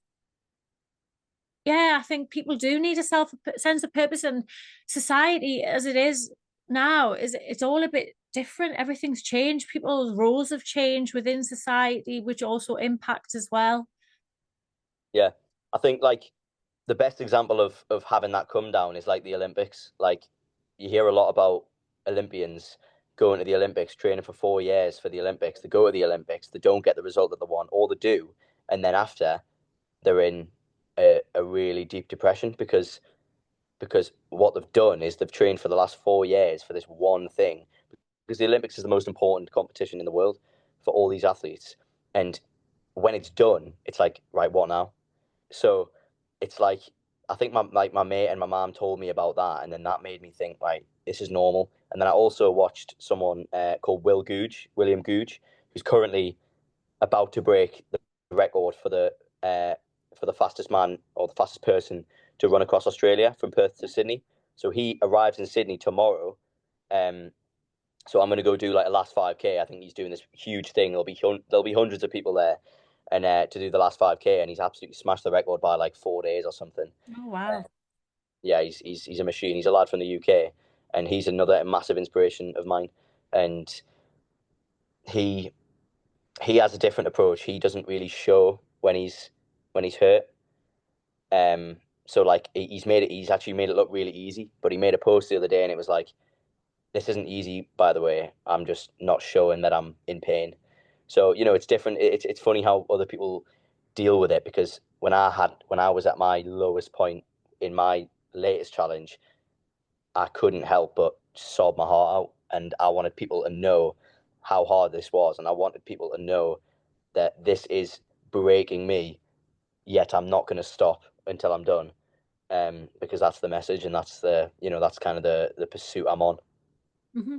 But that is part of your message, and it was nice that you were so open and honest to share that, because you're doing that to help other people who are struggling in life, in daily life, with various challenges. So your reason for doing that was to show that no matter what challenge you're facing or what struggle or how much you feel like you're in a dark hole, if you keep on pushing through and showing up for yourself, it's like one step at a time, you can come out the other side. Yeah, for sure. And I knew it. I knew this was a dark time, but there is light always at the end of the tunnel. And that's kind of the, that's the saying, that's the cliche saying, but it's true. Like, there is always light at the end of the tunnel. Things go bad and things go good. And it's like that. Life is like that. And you get highs and lows. So when I'm going through a low point, or on that run, when I did break, I knew that that things would get better. And it's that, like, mental training that I did in the Melbourne run that I can go, things are going to get better. They got really bad, and then they got good, and then they got really bad, and they got good. And that's just life. And that is never going to change, no matter how successful you become, how much money you make, how much money you raise, how many miles you run, whatever it is.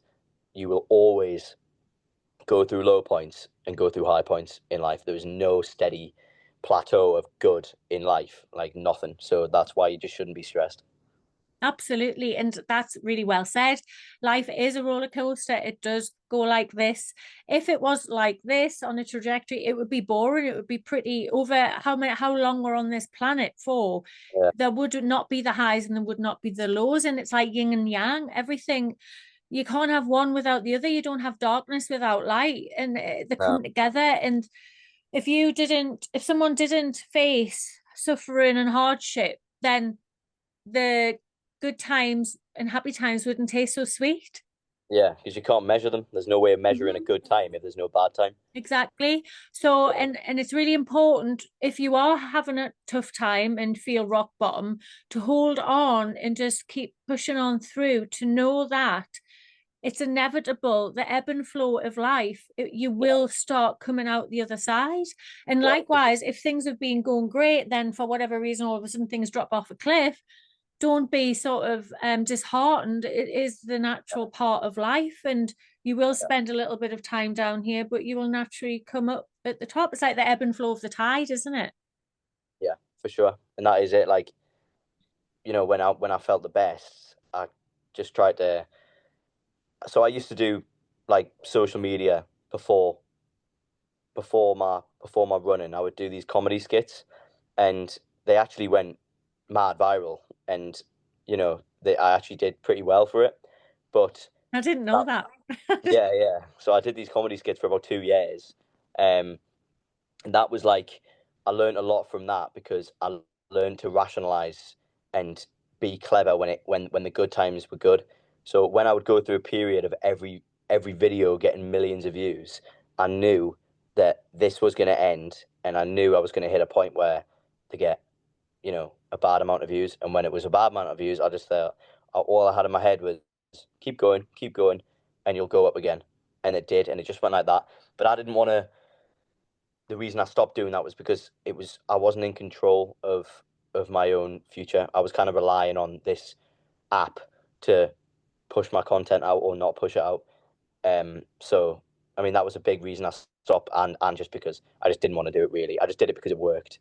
And so yeah, that was why I changed to the running. I thought, right, I'm in control of what I do here. I'm going to set the challenge. I'm going to set the terms, and I'm going to do this hard stuff. And it doesn't matter how many views it gets, because I know I'm making a positive impact on other people, and I know I'm making a much more positive impact on myself, and I'm growing more as a person.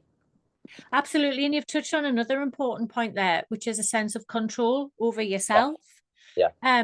And you took that initiative and took control of yourself to do something that you wanted to do, whereas so often so many people feel like a lack of control, which kind of results in a sense of apathy, a feeling of learned helplessness, where they feel like they're sort of just getting pushed about by life, by their job, by people around them, not really being sort of grounded within who they are themselves and their sense of purpose and what they want.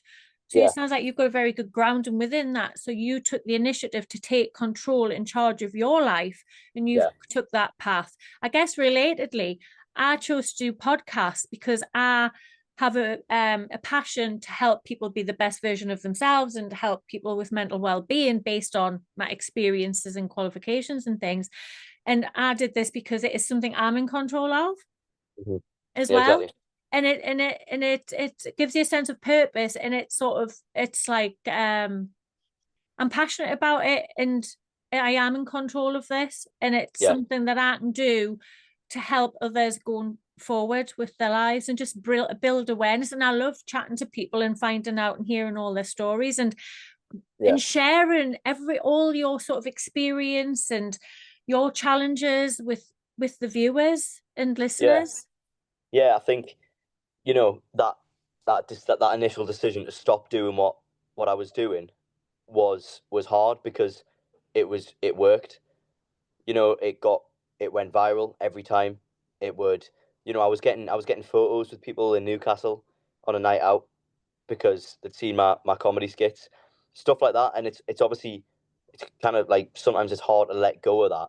But right now, it's the best thing I ever did, because I didn't really want to do that. I just did it because it worked. And I had to sacrifice this short-term success of, you know, making money on TikTok and getting loads of views and all this stuff, like, but I wanted to do something bigger and more meaningful. But that meant I had to change completely change my content, and my views just went completely plummeted, because my niche was the complete opposite to what I do now. But this is the real me. Do you know what I mean? Like that was just a kid who was, do you know what I mean? Who just absolutely totally understand what you're saying. So now you're being more authentic with yourself, and the followers that you get are more in line with your values and morals. Whereas before you just obviously played about with something, but you were a hit and got lots of likes and stuff. But so that was like instant gratification, wasn't it? So you had to give up that instant gratification of being really successful and getting lots of hits. But for something that was more long-term gratification, something that had a sense of purpose and was in line with you, your authentic self, your morals and your values. And that's great. Yeah, like I knew it would take, you know, I knew the path that I've chosen now is going to take a lot longer to get to where I want to be. But I would rather that than, do you know what I mean? Then be on the wrong path. Completely. So what are your goals then? That being said, what are your long-term goals? My long-term goals, I mean, I want to, I don't know. I can't really, I try not to think about long-term goals too much, because life changes so fast and things happen and things don't happen. But essentially, I want to do what I'm doing now, but I want to do it as a full-time job. So I want to be able to do these challenges and do these amazing hard things, these unhuman-like things, and I want to be able to help people, and I want to have a platform where I can speak to people and inspire people and motivate people, and I want to also push my own mental and physical limits. And if there's a job, if there's a career in that, then that's what I want it to be, and I'm pretty sure that I can make it happen. So that's my long-term goal, essentially. You're on it. You're doing it now. You're at the very start, aren't you? Happy. Like, I'm so happy and stuff. So would you be up for, when you're talking about pushing your mental and physical limits, you've just done the running, would you be up for other challenges, or would it always have to relate to running? So right now it's going to be running. Running's what I love. I will probably do some sort of swimming and cycling when I get older, but right now it's running. That's all I'm really bothered about. So I mean, the 700k in 7 days challenge was, you know, that, I mean, that was just like the hardest, most torturous thing I've ever done. Can I just ask, did you just decide to do that after the Melbourne to Sydney? Yeah. Do you want to just talk about that and then lead with it? Yeah. So I was in a hostel in Bondi with my mate Jim. He was a lad that I met in Melbourne in the hostel that I went to. Me and him spent every day together for the last 6 months. He's been my best mate. He's been my brother. He's literally my brother, and he's now gone back home. But I met him in Melbourne. He came on the Melbourne-Sydney run with me. It's amazing that you met him and you got on so well, and he's been such a good support. unbelievable. And he did all my food. He made all my food on the Melbourne Sydney run. Did all my nutrition, all my hydration, everything. So I would just stop, food there, eat. There you go. See you later. And it was that easy. And then my What other a mate, fantastic support he's been for you. That's oh, it's great. been unbelievable. And then my other mate, who's one of my best mates from back home, he was my driver, so he drove the van. And then there was another lad who I hired from Sydney to come record the whole thing. So that was how we got the YouTube, and that's how we got the, the cool reels and all that stuff. So it was a really good group of lads. But so anyway, Hughie went home after the Melbourne Sydney run. We went back to Perth. So me and Jim went to this hostel in Bondi, and when I was going through this hard time, I was like, Jim, what do I do? I don't know what to do myself. And he was like, you're going to be fine, blah, blah, blah, blah. So we end up sitting in the hostel, and I'm like, right, Jim, I need to plan my next challenge now because I'm going insane. So what am I going to do? We'll get thinking, and I want it to be huge. I want it to be much harder than the Melbourne Sydney run. And I know it's going to be somewhere based in Sydney. So I'm not going to be running to and from a certain place. I wanted to do something where I could stay in the same place and try and build a bit of a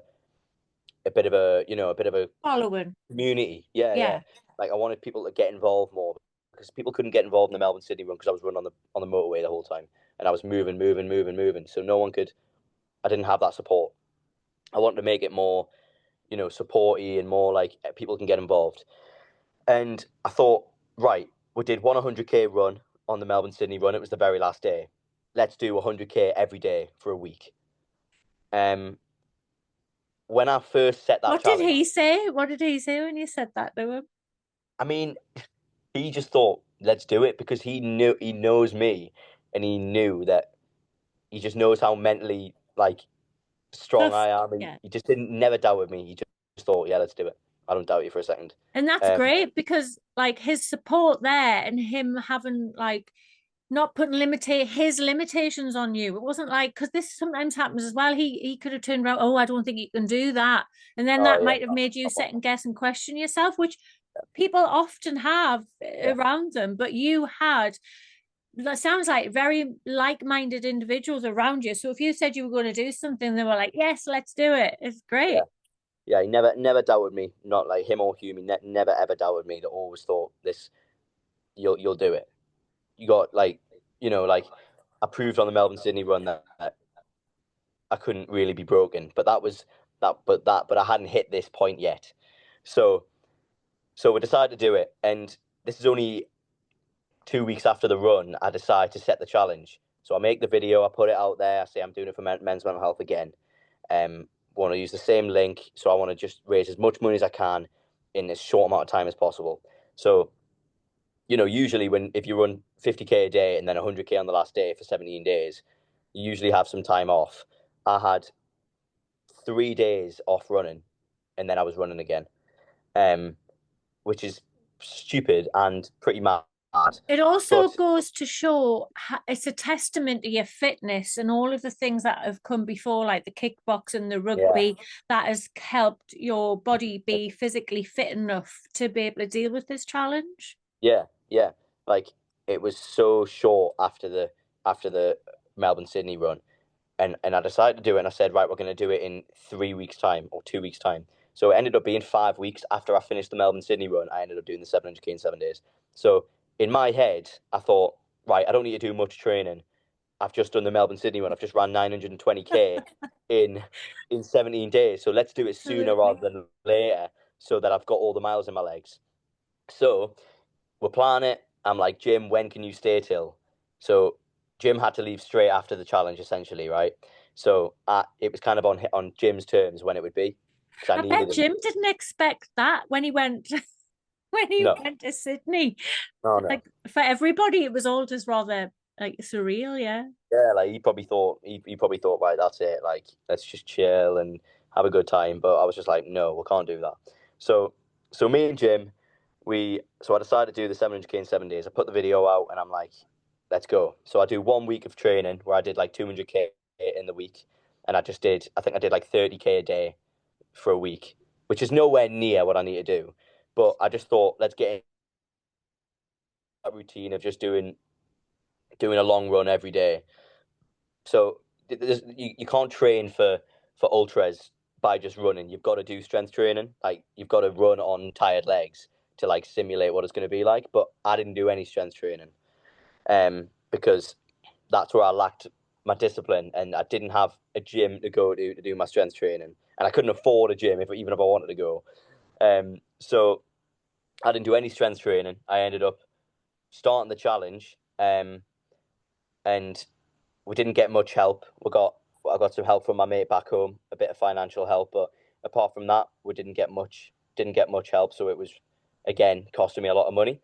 I now had no money, and I've never been skint ever in my life.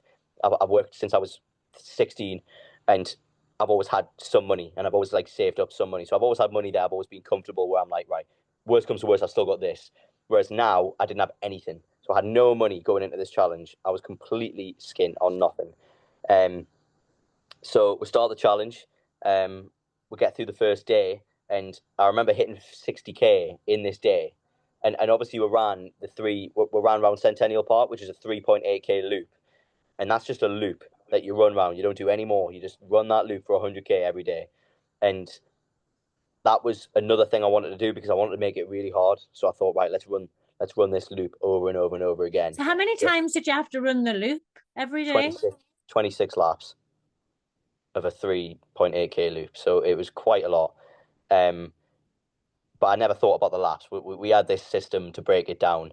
So do you want to share the system that you used? Yeah, I mean, it was barely a system. Like, it was just like, it wasn't very high tech. It was just your system, and it worked. Well, yeah, I mean, the system changed a couple of times. Like, so we started with a 20k, 20k times 5. So we'd do 20k. So we'd get up at 4 o'clock in the morning. So me and Jim were in a hostel still. So we done that challenge in a hostel as well, in a bedroom of 6. I was on the top bunk for the whole challenge, even with my broken feet. I was on the top bunk. I had to get up those ladders every night and get down every morning.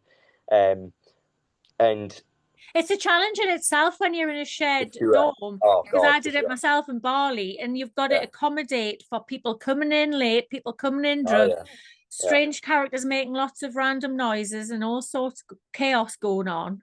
Yeah, it was really tough, the hostel. If I had my own place and my own bathroom and all that, just the normal stuff, my own bed, it would have made it a lot easier. But going back to the hostel every day was really tough. So we start the first day 4 a.m. We'll go down to Centennial Park. We'll start at like 5 o'clock in the morning. We need to set up. We'll get one of my mates to come down and help us set up, because we've got a gazebo there, like camping chairs, esky, all that stuff. So set up on this like cooler. Is that what you were putting on your legs? No, cooler, like cooler for like ice and stuff. Oh, right, okay. And then you had something that you were putting on your legs. Yeah, they were compression boots, which were really, really good. They just So did you plug that into the van? How did that work? No, I didn't have them for the Melbourne Sydney run. I got supplied them by a company for the 700k 7 days challenge. Yeah. So did you use them when you got back to the hostel? So I used them at the start. I used them after every 20k, and that's where we had to change the system, because I was taking too long on my breaks. So I would do 20k, which is 5 laps or 5 and a bit laps, and then I would go sit down for like an hour and 20 minutes, because I would just lose track of time. And you do that, and then you do 20k again, and then you sit down for an hour, 20k again, sit down for an hour, 20k again. So that's what I did every day for the first 2 days. And how can I just ask, how was that, like running 20k and then sitting down and like essentially switching off and relaxing a little bit, and then having to get up and do it again and do it really again? Tough. Really tough. And the reason why I had to change the system was because it got to a point where I couldn't fathom running 20k now without stopping. So we had to change it. We had to do 10. So we did three laps, sit down for half an hour, 3 laps, sit down for half an hour, 3 laps, sit down for half an hour. Because when I do 1 lap, it's like, 2 laps to go, rather than I do 1 lap, I've got 4, or I do 2, and it's like, I'm not even halfway there. Do you know what I mean? It's just that mental kind of breaking it down in your head. So we changed it to 10K sit down, 10K sit down, and it was a little bit better, but it was still, you know, it was never going to be good. It was never good. Whatever system you do, it's absolutely brutal. So anyway, I get to 60K on day one, and at this point, I'm like flying. It's like, this is piss easy. This, I feel brilliant. And then I get to 80K, and my legs just start to stop working already. Day one, they start to stop working, right? And I'm like, oh no, it's going to be really tough. So my legs completely shut off, and I start getting this pain in my foot. I didn't know what it was. I didn't experience any pain in my feet at all, apart from blisters on the Melbourne-Sydney run. So I thought, what is this? So anyway, I just ignored it. I'd done the 100K. I remember being absolutely cooked by the end of the day. I was like, oh my God, that was a lot harder than I thought it was going to be. I thought it was going to be maybe day 3, day 4. Then I'm struggling. I was struggling after day 1. So we go home. The plan was to walk home with all the stuff. Stupid to think we could actually do that. I couldn't barely walk after day 1. So we're booking Uber every day. I had to book an Uber there, about every day, right? So we got an Uber back to the room, and then we got up the next day, same again. And day 2, I swear to God, the first 5 or 10K, I literally couldn't move. I got out of bed on day 2 and I thought, oh my God, I can't do this. I'm not going to be able to do this. So I start crying at 5K in to day 2, and I'm like, oh my God, what have I done? You can do this. You can do this.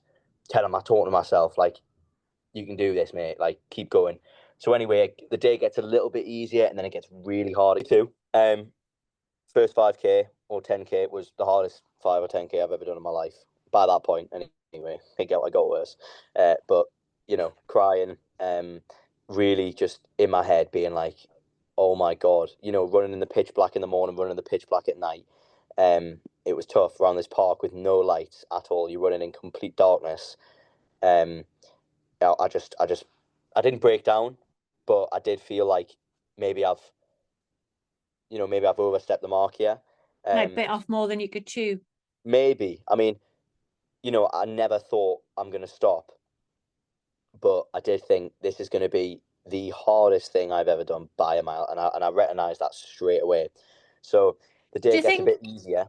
So do you think you were feeling so sort of tired it's from the offset, really, because your body hadn't fully recovered from the Melbourne to Sydney? I mean, it definitely hadn't. I thought it had. It felt okay, but there's no way it can recover from 920K in 4 weeks of still running. Do you know what I mean? I didn't have 4 weeks off. I had 4 days off, and then I was back to training again. So definitely, definitely wasn't fully recovered. I don't know if that had something to do with it. It probably did. It would make sense. So anyway, day 2 happens, and I finished day 2, and we finish at 11 o'clock at night. So we get up at 4 in the morning. We get down to the park for 5. We start running at 5, and then we finish at 11 o'clock at night. So how much sleep were you actually getting? Because obviously you've said you were sleeping in a shared dorm as well, and by the time you got back after finishing your run, wound down, get to sleep, and then you've got to get up in the morning. I was getting 3 hours a night, roughly. Oh. So it was really, just the worst. Like, it was so hard. And that was one of the hardest parts of the whole challenge, was the fact that there was no celebration. There was no celebration at all, because I finish a day and you think, oh, thank God that day's... No. You finish a day and you're like, let's go now. Let's get to bed. I've got 3 hours and I need to do it all again. Yeah. So there was no like, I couldn't stop thinking about the next day. I couldn't fathom the fact that it was day 2 and I had to get up the next day and do this again, and I was feeling this much pain now. So it was so mentally tough. And you know, day 2, when I finished day 2, we finished at 11, and I'm running. So it gets dark here. Sun sets at 5 o'clock in Sydney at this time in the year. So I was running from 5 o'clock in the afternoon to 11 o'clock in pitch black darkness in Centennial Park on my own, limping with knackered legs in my own head the whole way. It was 6 hours of just torture, and there was no joy because I knew I had to be up the next day to do it again in a few hours' time. So we finished at 11. We got back to the hostel at So 12. in those moments, how did you get through that? What were you saying to yourself? How did you get through day 2?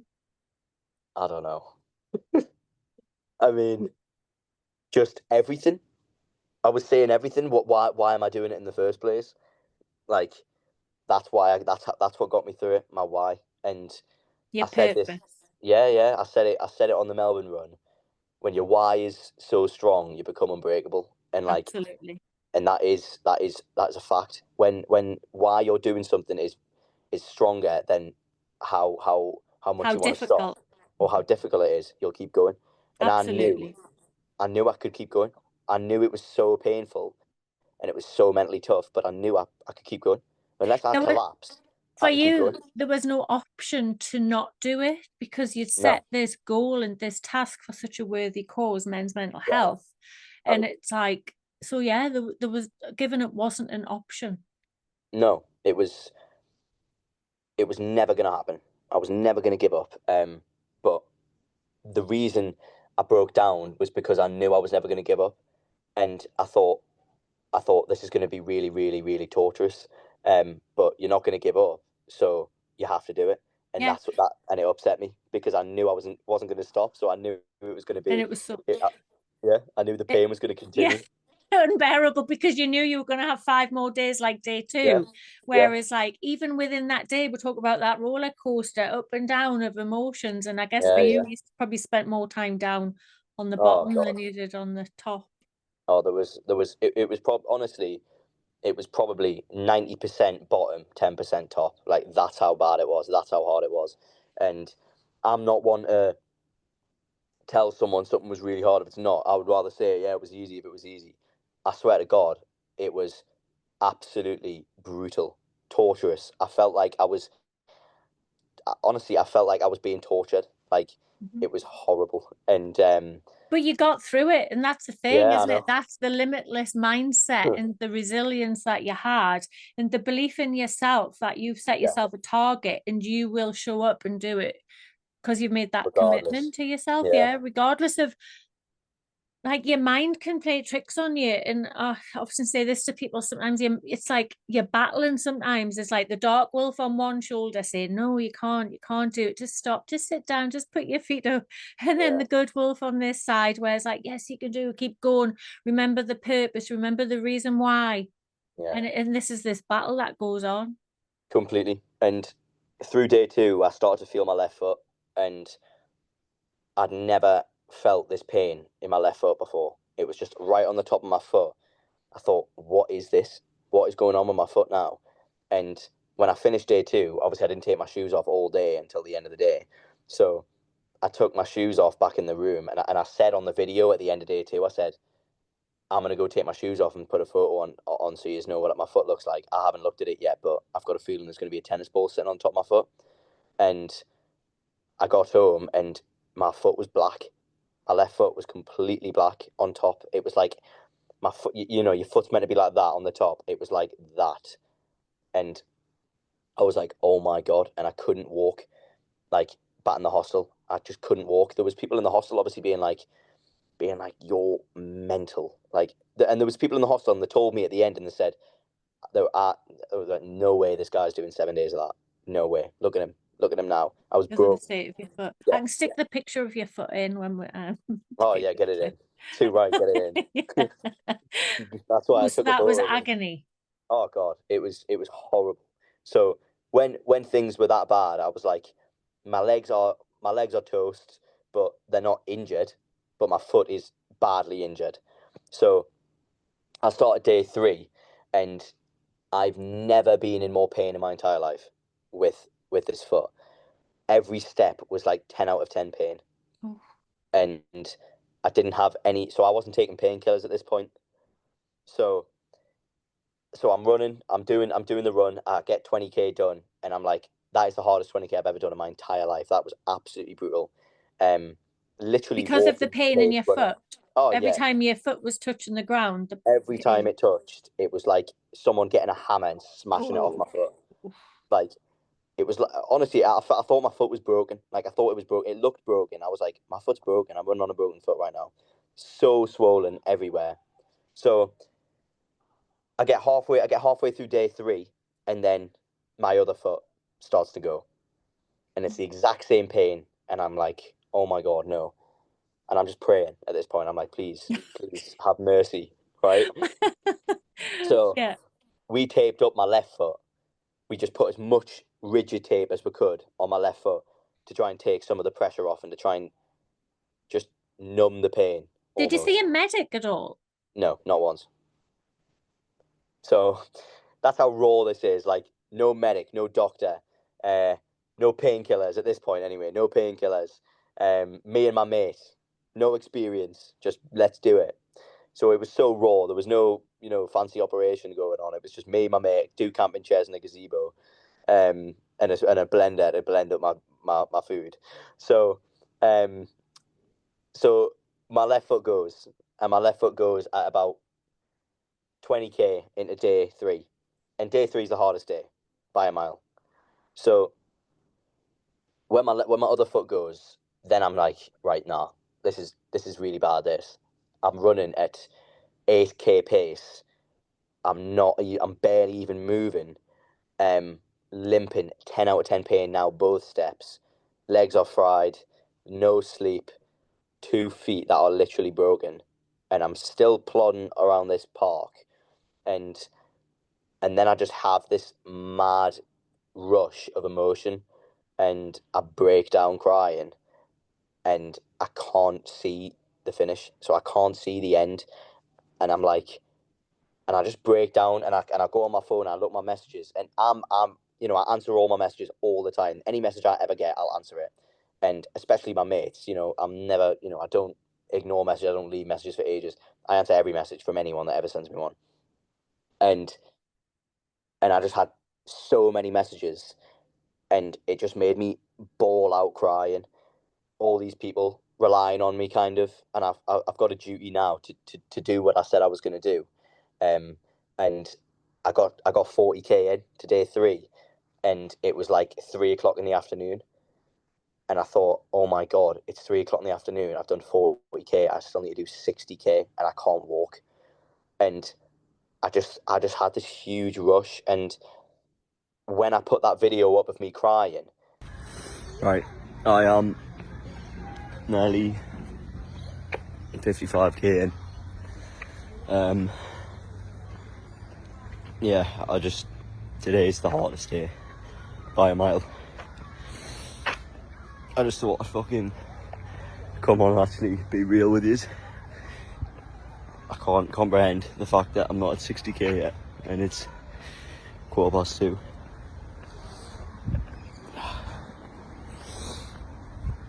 This is just another level, and my legs are just completely dead. Both my feet. I think I've got stress fractures in both feet, but yeah, I'll get it done no matter what time I finish. But I just thought I'd come on and show you how much this is actually having an effect on it. But yeah, cheers there. I had to put that video up because I had to show people what this was doing to me, and I had to show people this is how low you can be.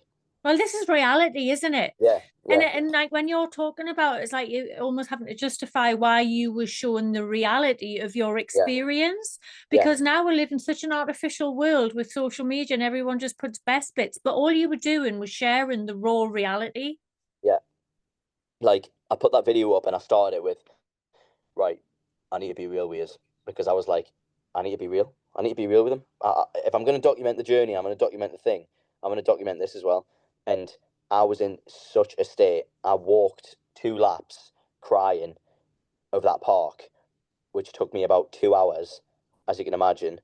So that's 2 hours more gone with barely any distance covered. So then I got to like 50k, and I'd only just hit halfway, and it was like nearly 5 o'clock in the afternoon, and I was like, I'm going to be here until 2, 3 in the morning at this rate.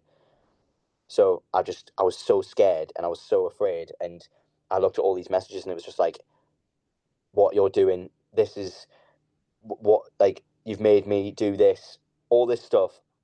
And I just went, oh my God, like, I can't. And my So mom were rang these, me. so what were you afraid of? Were you afraid of? I was just afraid of being in pain for that amount of time. Right. I was in so much agony, but I couldn't give up, and I was just afraid that this is going to continue. The The pain was pain's going to gonna, continue for the whole yeah, the time. pain's going to continue because there's But then when nothing. you saw the messages of people saying they had inspired them to pick up running trainers and go running? Just to be better in general, to just push themselves. Like, I got so many messages of people I don't know with stuff like that, and then even just my mates just saying, I'm so proud of you, or my mum and dad saying, I'm so proud of you. And then that just, as you can imagine, when you're that much in agony and you're doing this thing on your own on the other side of the world, and you see your best mates say stuff like that and send you messages, and your mum and dad and whatever, it just makes you. And I just started absolutely bawling my eyes out. And there was people looking at me around the park, and obviously people had been saying, go on, like, because people knew about it, and I had this shirt on saying 700k 7 days for men's mental health, so people knew about it. So I was walking around crying in the middle of the day with hundreds of people just walking past, and I was just in bits, and they were just like, oh God, like, this isn't going well, right? So anyway, we'll go back and sit down, and I go and sit down, and I sit down for an hour because I need a rest. So then it gets to 6 o'clock, and I'm only at 50k. I get a couple of people come down and see me, give me a hug and stuff, like a couple of me good mates, and they're just like, "What can we do? What can we do?" And I'm like, "Can you get some painkillers?" So they go and get some painkillers, just paracetamol, ibuprofen, nothing like, nothing strong. But anyway, they go and get some painkillers, they bring it back, and I take 2 paracetamol, 2 ibuprofen, and I rip the tape off my foot to let my foot breathe for a bit, and I start running. I do a couple more laps, and the pain just dims just slightly, just to a point where I can actually take a step. So the pain's still 9 out of 10. It was 10 out of 10, now it's 9 out of 10. But I can actually take a step now, whereas I couldn't take a step before. So as soon as I can take a step, now I've got no excuse. Get your shoes on and go again, because you've got 60k to go, mate. Or you've got 50k to go, and it's 6 o'clock. So then I started going. So every 3 hours I would take some painkillers, and for the first 2 laps, for the first 3 or 4 laps of the painkillers, it was like 8 out of 10 pain. I could take steps. It was still agony, but it was like, I can manage this. I've got a high pain threshold, you know what I mean? So I can manage this. But then the last 2 laps was bloody agony again, until I had my painkillers again. So anyway, we end up cutting day 3 short, because it gets to 11 o'clock at night, and we're only at 80k. So I need to do another 20k, and it's just stupid. Let's just cut it short, and we'll make up for it. There was no other way of doing it. I couldn't have. If I got no sleep, then we would have been absolutely toast. So we thought, let's be tactical here. Let's go home 2 hours early. Not 2 hours early, but 2 hours, well, 20k early anyway. And let's go and get some sleep. Get 3 hours sleep. So we did.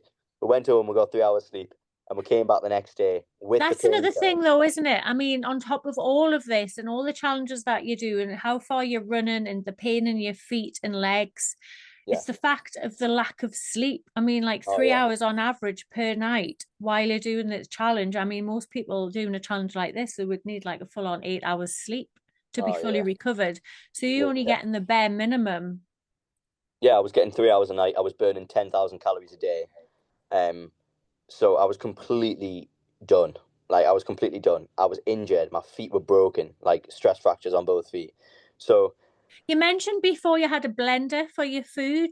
yeah. So tell us a little bit about that. So obviously AI is pretty neat. So we went on ChatGPT, and that's kind of how we made the food plan. And I looked at someone called Ross Edgley, who's an ultra swimmer, and I looked at him, and one of his biggest assets is the fact that he can eat 20k calories in a day. He's like he's like a shark. He's an ultra swimmer, and he can eat so much food, and he's like huge. So he's just this big, like unbreakable, like so strong. Like he's done, years and years and years of strength training. And he's swam around the UK, first person to swim the UK, and he's got the longest non-stop river swim. And everyone told him he couldn't do it. You're meant to be tall and lean, but he was big and bulky, and that's why he never broke. And he could also consume 20,000 calories a day, and while swimming. So he used to blend up like roast dinners and drink roast dinners because it was just a lot easier to thingy. So we were like, right, let's blend up the food.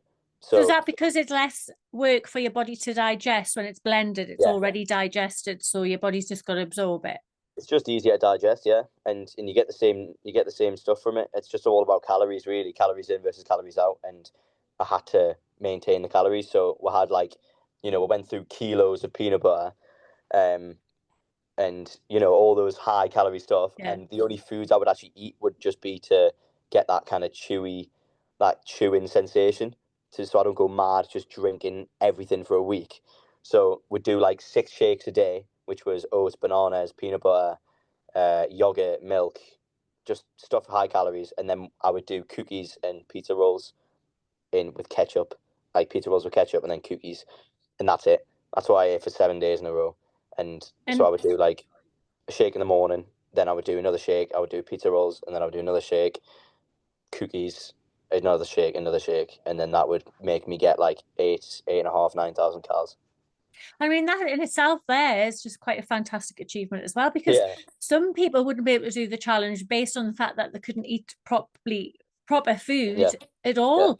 But like you're just talking about it like it's an after fact, like, oh yeah, we just blended food, but that's like a big thing that you also did to help you on that challenge.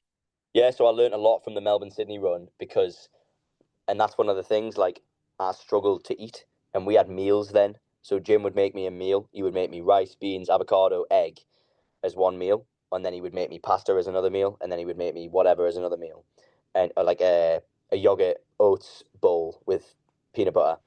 And I struggled a lot to digest the food when I was on the Melbourne-Sydney run. So I would stop, I'd be exhausted, dehydrated, and I would have to eat this big bowl of food, 1,000 calories, and then I would have to run again, and it was just so hard. My food just didn't digest properly. I got bad stomach aches, so that was why we're just like, right, let's blend it all up instead. And then you didn't get the stomach aches and things like that when it was blended. I never once felt full, even though I was eating 8,000 or 9,000 calories.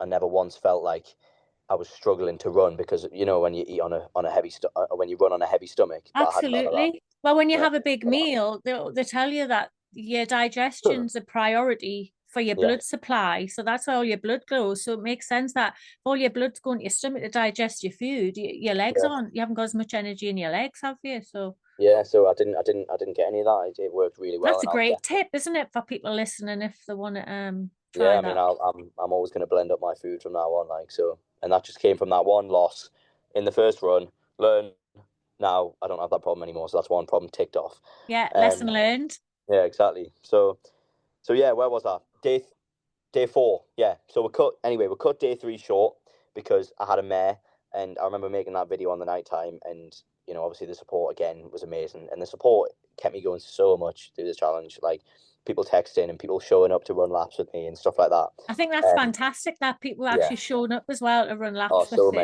so many people. I had a nice group of mates who showed up pretty much every day to run some laps with us, and it does. I saw on the photographs there was like a big group of people that used to come regular. Yeah, and then the big one was at the very end, so that was the last day, which we'll get on to. But that was amazing to have that many people at the end. But yeah, so day 4. So I know now I need to do 105k. So since I've cut it short at 80k, I was like, I had to cut it short. It was way too late. I'm doing 105k for the next 4 days, and I put it out there, and I was like, well, I have to do it because I have to get the 700 in 7 days. So anyway, day 4 hits, and now we've got a painkiller cycle going. So every step is still 8 out of 10 pain, but it was 10 out of 10 pain. And that 10 out of 10 pain was really, really pretty much unmanageable. It was that much agony. Whereas the 8 out of 10 pain is now, I can take a step and go, but I can take a step, rather than not being actually able to take a step. So I go in and I end up getting the 105 done. So we get the 105 done, and I'm So like, how was day 4 in comparison to day 3? it was a lot easier. I mean, it wasn't, but it was not a lot easier. But it was easier. Mentally, was it meant the difference? Was it like the mental difference, do you think? Or the physical? Yeah. Both. The reason day 4 was easier was because I was past halfway at the end of the day. So I was like, right, get through today, and you're past halfway, and then you can see the light, and you can see the end of the torture. Whereas before, the torture tunnel. swear to God, the pain cave. But day 3, you're not even halfway, and you're not even halfway when you wake up on day 4. You're halfway after you've covered half of day 4, and day 3 felt undoable. But we ended up getting 80 done after breaking down at 50. So to get another 30k done in that state I was in those conditions was unbelievable. So we get day 4, and we get some really, really torrential rain for the last like 30k, and that was really hard because the whole park was completely flooded. I was literally running through puddles up to my shins the whole way for the last 30k. I had a mate who came. That'll have made it more difficult to run because they're heavier, isn't it? Oh God, It'll have been heavier. It actually took some strain off my knees, to be fair, having the water. But it was, oh no, it was brutal. It was absolutely brutal. And so we get day 4 done, and I start feeling my hips really bad. My hips start aching really, really bad, and I hadn't had many. Obviously, my hips were tight because your hips are always going to be tight, but they started to ache really bad, and that would have just been, my pelvis actually just boom, boom, just grinding down like my knees were. But my knees had been aching since day 1, but like my hips weren't that bad until day 4. So end of day 4, I'm like, oh my God, my hips are so bad. So now I've got my knees taped up, my hips are aching, like my whole body is just aching like I've never ached before. Like when you break a bone and you get the ache of breaking a bone, it's like that, just all my legs. And then my feet, both of them broken. So we get day 4 done. We get back to the room at like 11 o'clock, but we've now done 105, whereas the day before we finished at 11 o'clock, but we did 80. So we've done an extra 25k, and we're finished at the same time. So that shows how day 4 went compared to day 3. So then we'll wake up the next day, day 5. But when you get back at day 4, it's not like you can just go and have a nice hot bath full of Epsom salts or whatever, is it? Like, did you just have a shower at the door? I hobbled up the stairs, couldn't walk, couldn't bend my legs. It was, when you shuffle, when you start walking into every time I started to run, I had to walk for a bit, then I had to shuffle, then I had to go into a run, because you couldn't just run like that. My legs couldn't move properly. So when you stop and you go back to the hostel and you're climbing up the stairs and you're getting up the ladders with your broken, fractured feet, and getting into a springy on the bed. top bunk. I know. I don't know. I can't believe the bloke underneath us didn't offer. I know, that's unbelievable. But but yeah. So then we get up for day 5, and I'm feeling a lot more positive. So I say to Jim, I'm like, I think we've had the worst of it. I think now it's going to get easier. Although I'm still in agony mentally, I'm like, if I can get through day 3 and day 4, then I can do anything. So when I got through those 2 days, I was like, there is no way I'm not doing this now. So that was when all the doubt left, and I was like, right, this is going to be awful, but I've got it 1,000,000%. There's no way I'm not doing it. So day 5, we go down to the park, and the park's completely flooded, but because of the day before. Obviously, I was running in that Mm-hmm. So me and Jim made the very clever decision to say, right, let's go to the gym and run it on the treadmill. So it was brutal.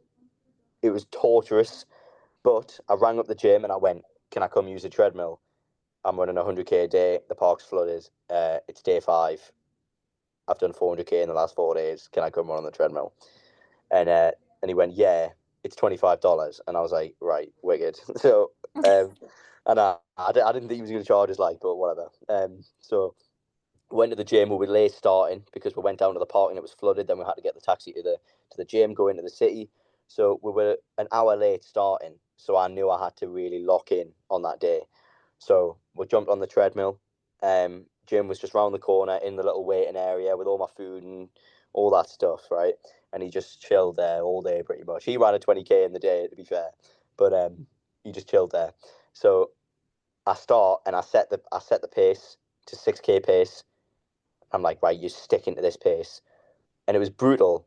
And the treadmill actually took a bit of pressure off my knees and my hips because it wasn't concrete I was running on. It was a little bit springy. So I set the pace to 6k pace, and I smashed out 30k without stopping. And I thought, we haven't done that yet. I smashed out 30k, and then went to get some food, jumped straight back on, and did another 20k.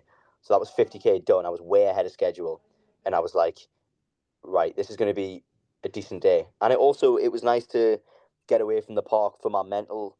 Yeah, it's probably change of scenery, yeah. The lapping system was just driving as potty. So when I could just go on the treadmill, and I know I was just looking at the flipping, I mean, there was a little screen where you could have a TV, and I switched the TV off so that I could just see my face, and I think essentially just stared at myself for 12 hours straight, running the 100k. I don't know why. It just locked in on your mission. Yeah, I was just like, I'm looking at me. I'm like, it's me against me. Mm-hmm. Don't stop, kind of. So we got.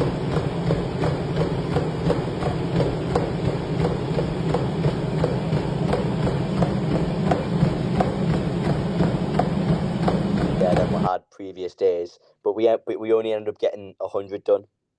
So now I have to do 115k across. I need to do 215k on the last 2 days. So I was like, shit, how am I gonna do this? So because it got to a point where we had to go home again because we started late. It was getting late, and so we ended up only getting the 100k done when I was meant to do 105, but I just couldn't bring myself to do the extra 5k. So I said to Jim, I went, right, I'm going to do 105 tomorrow, and then I'm going to do 110 on the last day, because the last day I'll be full of adrenaline and it's the end. I don't care. I'll do 10k. So day 6 was easiest. I was kind of not in the rhythm. It was still agony. Every single step was agony. But I could tell myself that tomorrow I was done, and I just told myself. On day 6, did you go back on the treadmill or did you go to the park? No, I went to the park. I went back to the park. So on day 6, I went back to the park. It was raining all day. It just wasn't flooded. So brutal, but whatever. I've been through worse. Look at day 3, look at day 2. Yeah. I was like, I've done worse than this. So it's like you get to a point where nothing can faze me now. No.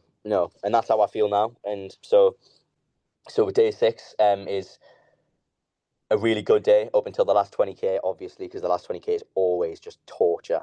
Pitch black, on your own, in your own head, 6 laps to go. And then in 30 minutes, you can say 5 laps. And then in 30 minutes, you can say 4. And you're just like, when you say 6 laps, it's like, oh, only 6 laps. But that's actually 3 hours.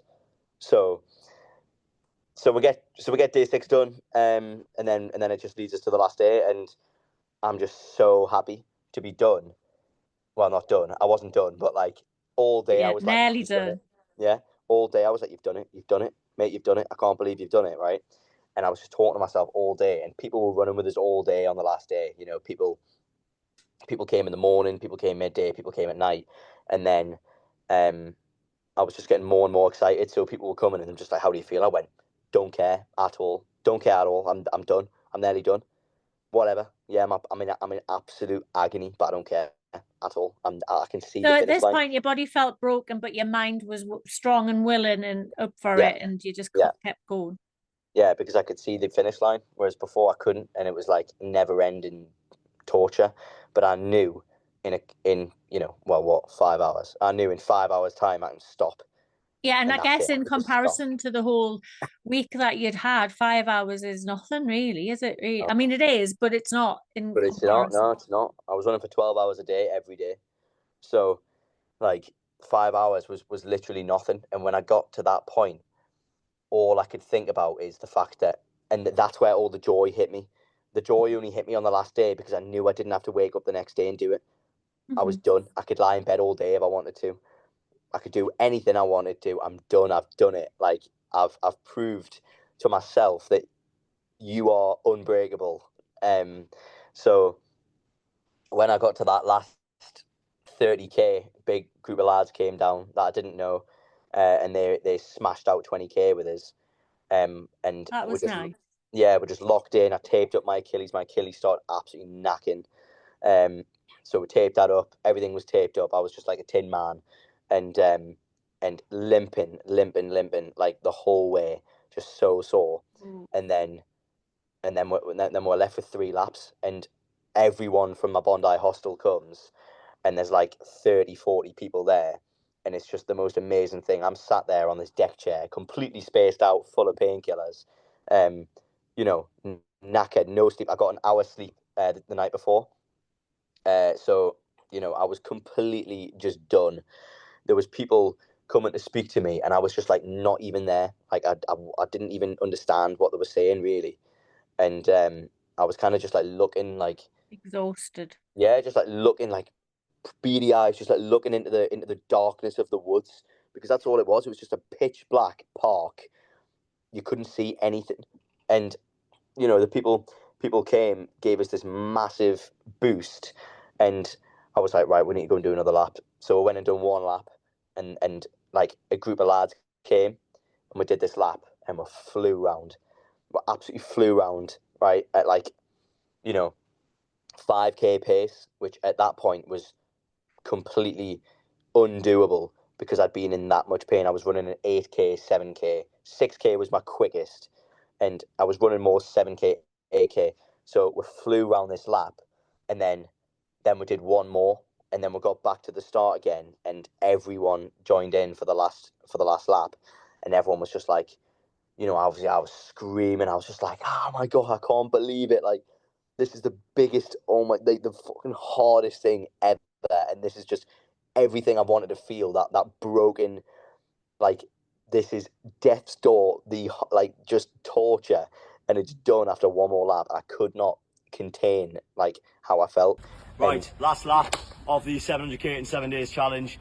It has been torture, by far the hardest thing I've ever done in my entire life, and this is the last lap, and I'm running it with these guys.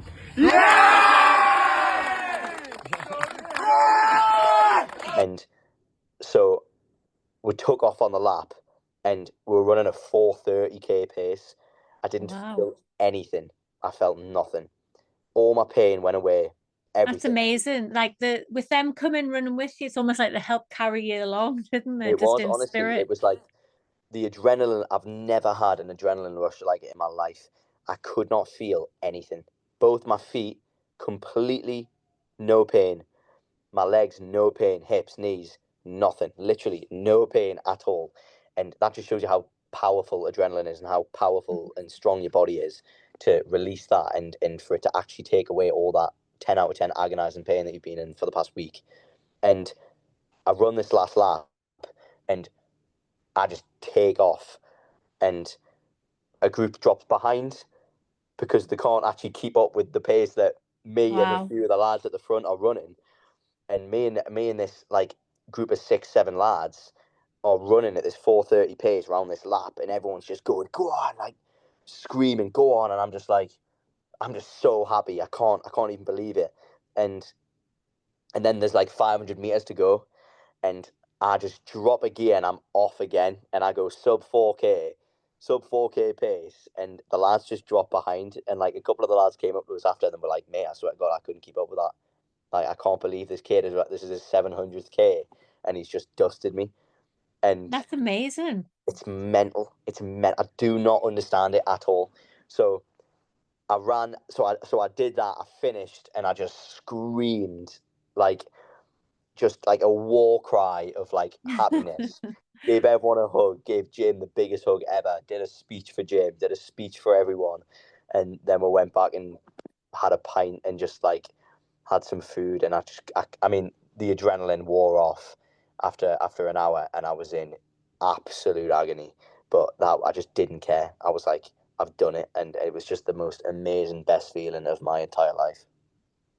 It's absolutely amazing achievement what you've done, and like to push on through all those, like you said, physical limits, mental limits, which is the reason why you wanted to do it in the first place, wasn't it? To push yourself. Oh, yeah. And then to come through it on the other side and to have that experience of everybody else coming to support you, to help carry you through those last laps. It's amazing. Yeah. And well done as well. Like, it's an amazing achievement. And it's for such a good cause to bring awareness to men's mental health and suicide prevention in the UK.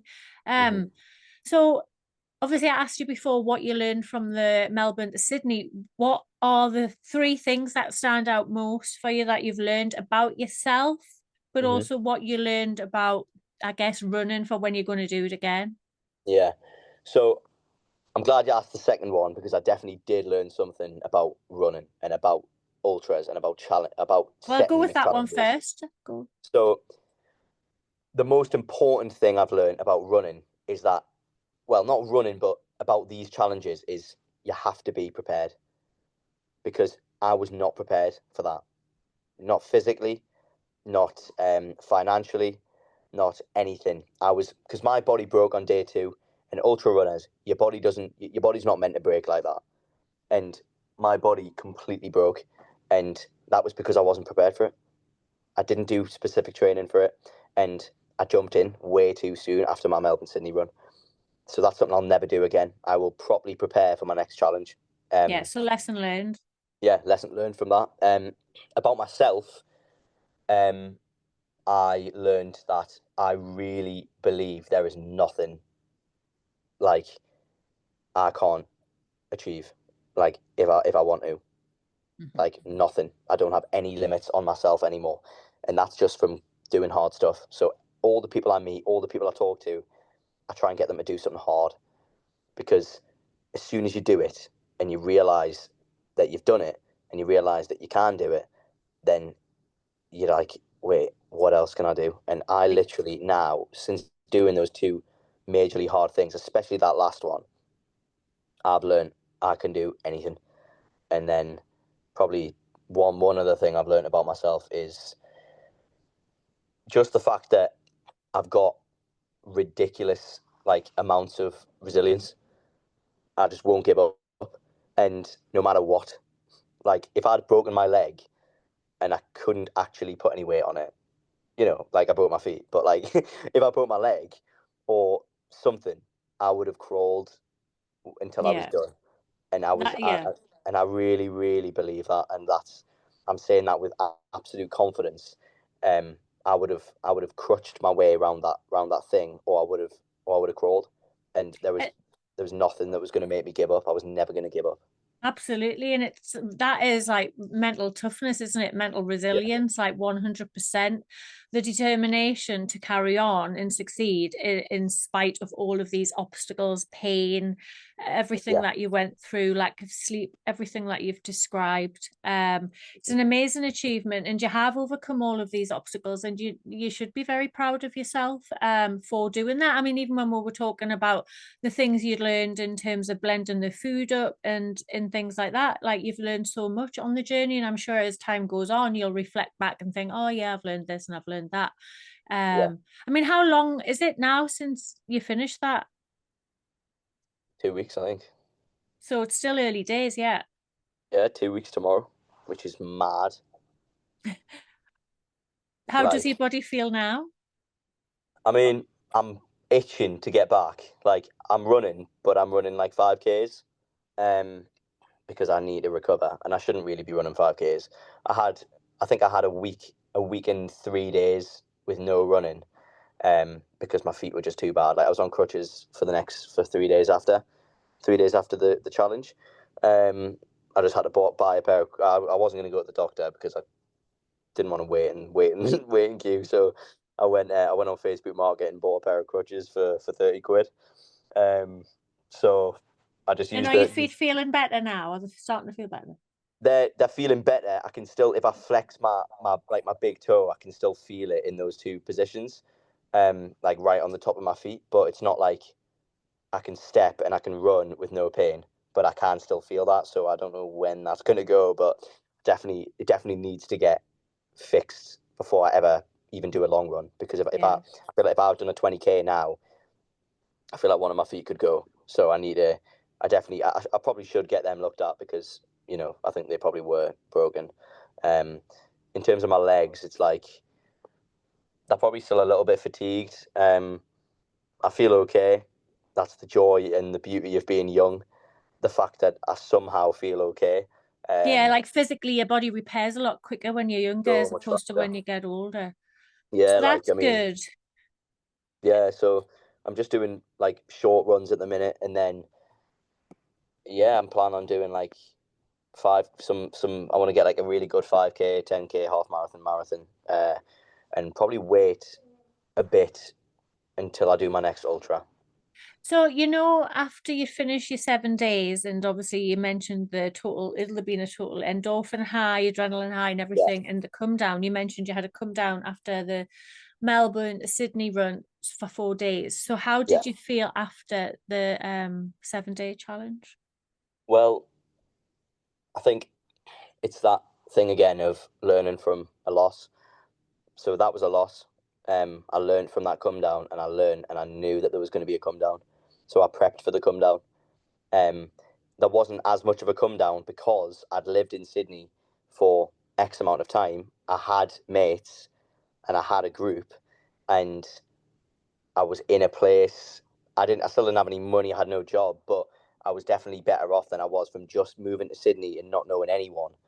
You know, I met some amazing people on the run, and through the hostel beforehand. So I had a support network, which made it a lot easier to deal with a come down. And then also, I didn't get as much of a come down because the challenge was that hard and that torturous.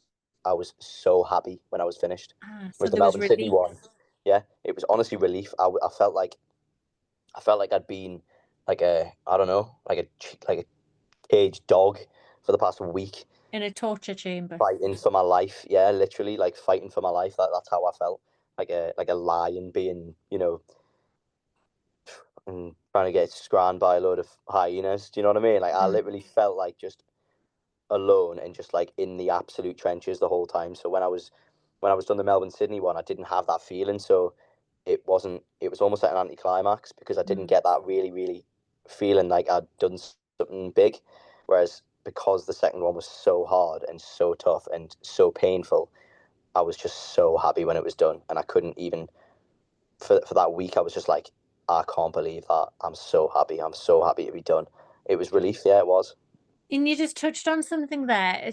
Like you, obviously, when you're running, it's you alone running. And you said, like, when you were running around the park on a night time, it was you alone running around the park, alone with your thoughts in your own head. And that in itself, like, to know that you can only count on you to get yourself around and to finish this challenge, and you alone can do it.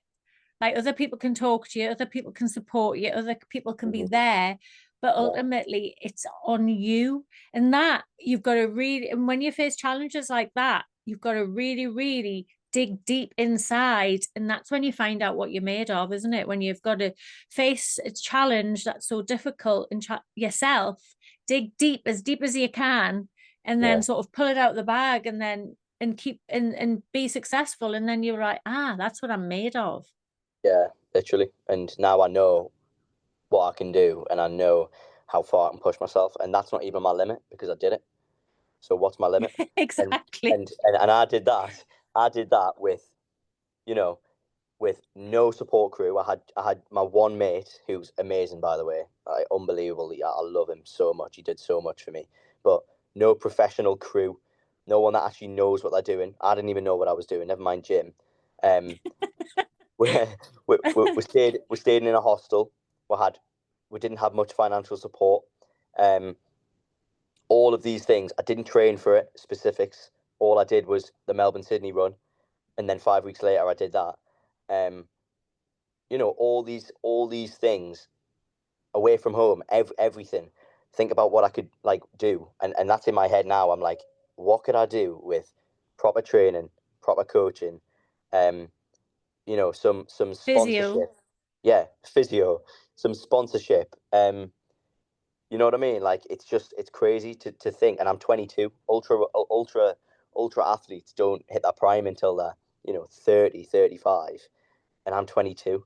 And I just think, what could the possibility? I'm curious to know how far I can go. And I just think, what could I? By the time I'm 30, in 8 years, I've done this in between 4 months. I've done a Melbourne Sydney run. I've done 700k in 7 days. What could I do in with 8 years of this, to the point where I'm 30, and that's not even that's hitting your prime. So it's just exciting to think about what I can achieve if I've really put my mind to it.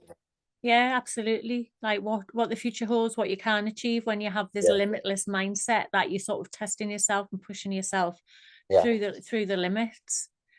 It's amazing. So in terms of the mental health charity, do you want to say a little bit more about that?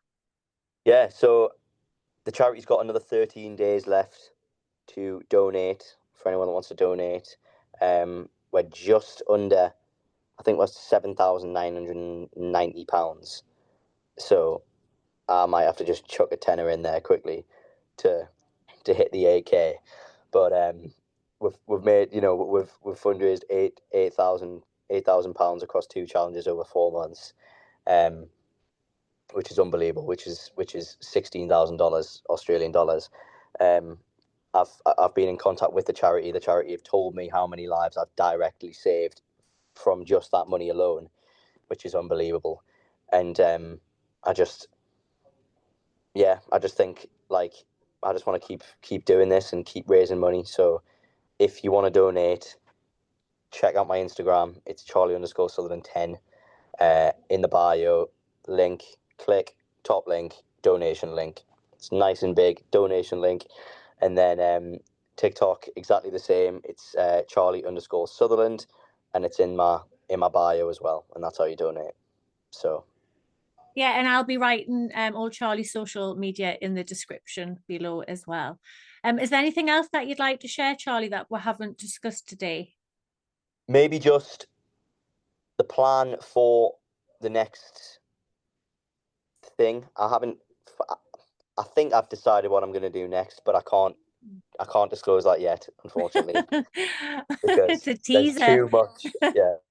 There's too much to think about first. But the plan is stay in Sydney for a bit, train, work, try and save up a bit of money. I've got a job now, thank God. What are you doing now? I'm a barista again. Still a barista. Yeah. And what's the difference between being a barista in Australia to Gold Coast? Oh, it's much more high class. Much more high standard, like. You'll be getting grief for that. I'll be wiping the floor with them when I'm back. But so the plan is to just take my running still very, very seriously, as I'm going to, because this is what I want to do. I'm fixed on this. This is my life pursuit that I want. But do some 5Ks, do some 10Ks. I want to get a sub 17 5K, maybe a 35 10K. Good. Maybe do some races. Maybe do the Sydney Marathon, whatever. And then I want to plan something from now until next summer, UK, and plan what I'm wanting to be one of the biggest ultras ever in the UK. So that's what I'm planning for next year, something huge. But yeah, that's kind of it. That's great. And just listening to you there, talking about where you're at now in terms of the ultra running and how passionate you are about it and where you want to go with it. Where at the start of the podcast today, when we were talking about when you did your kickboxing and jiu-jitsu and you had the shoulder injury and how you felt like that was it, and you felt like you had no purpose, you felt so sort of a bit lost. Yeah. And then you found running, and look where you are now. Yeah. I just feel like I'm doing what I love, and I know that I just really believe I can go to the very, very top of this space and ultra running in general. I just think, I want to be one of the best, and I want to do the maddest challenges ever seen in the world. So that's what I'm gonna do. It's exciting. I'm excited to see where you go next. Yeah, it's gonna be crazy. Thank you very much, Charlie, for your time today. I really appreciate it. Thank you for having me. For people who want to follow more content like this on the Marnie Merrilees High Performance Psychology podcast, I'm across all the socials at Marnie Merrilees. That's at MarnieMerrilees.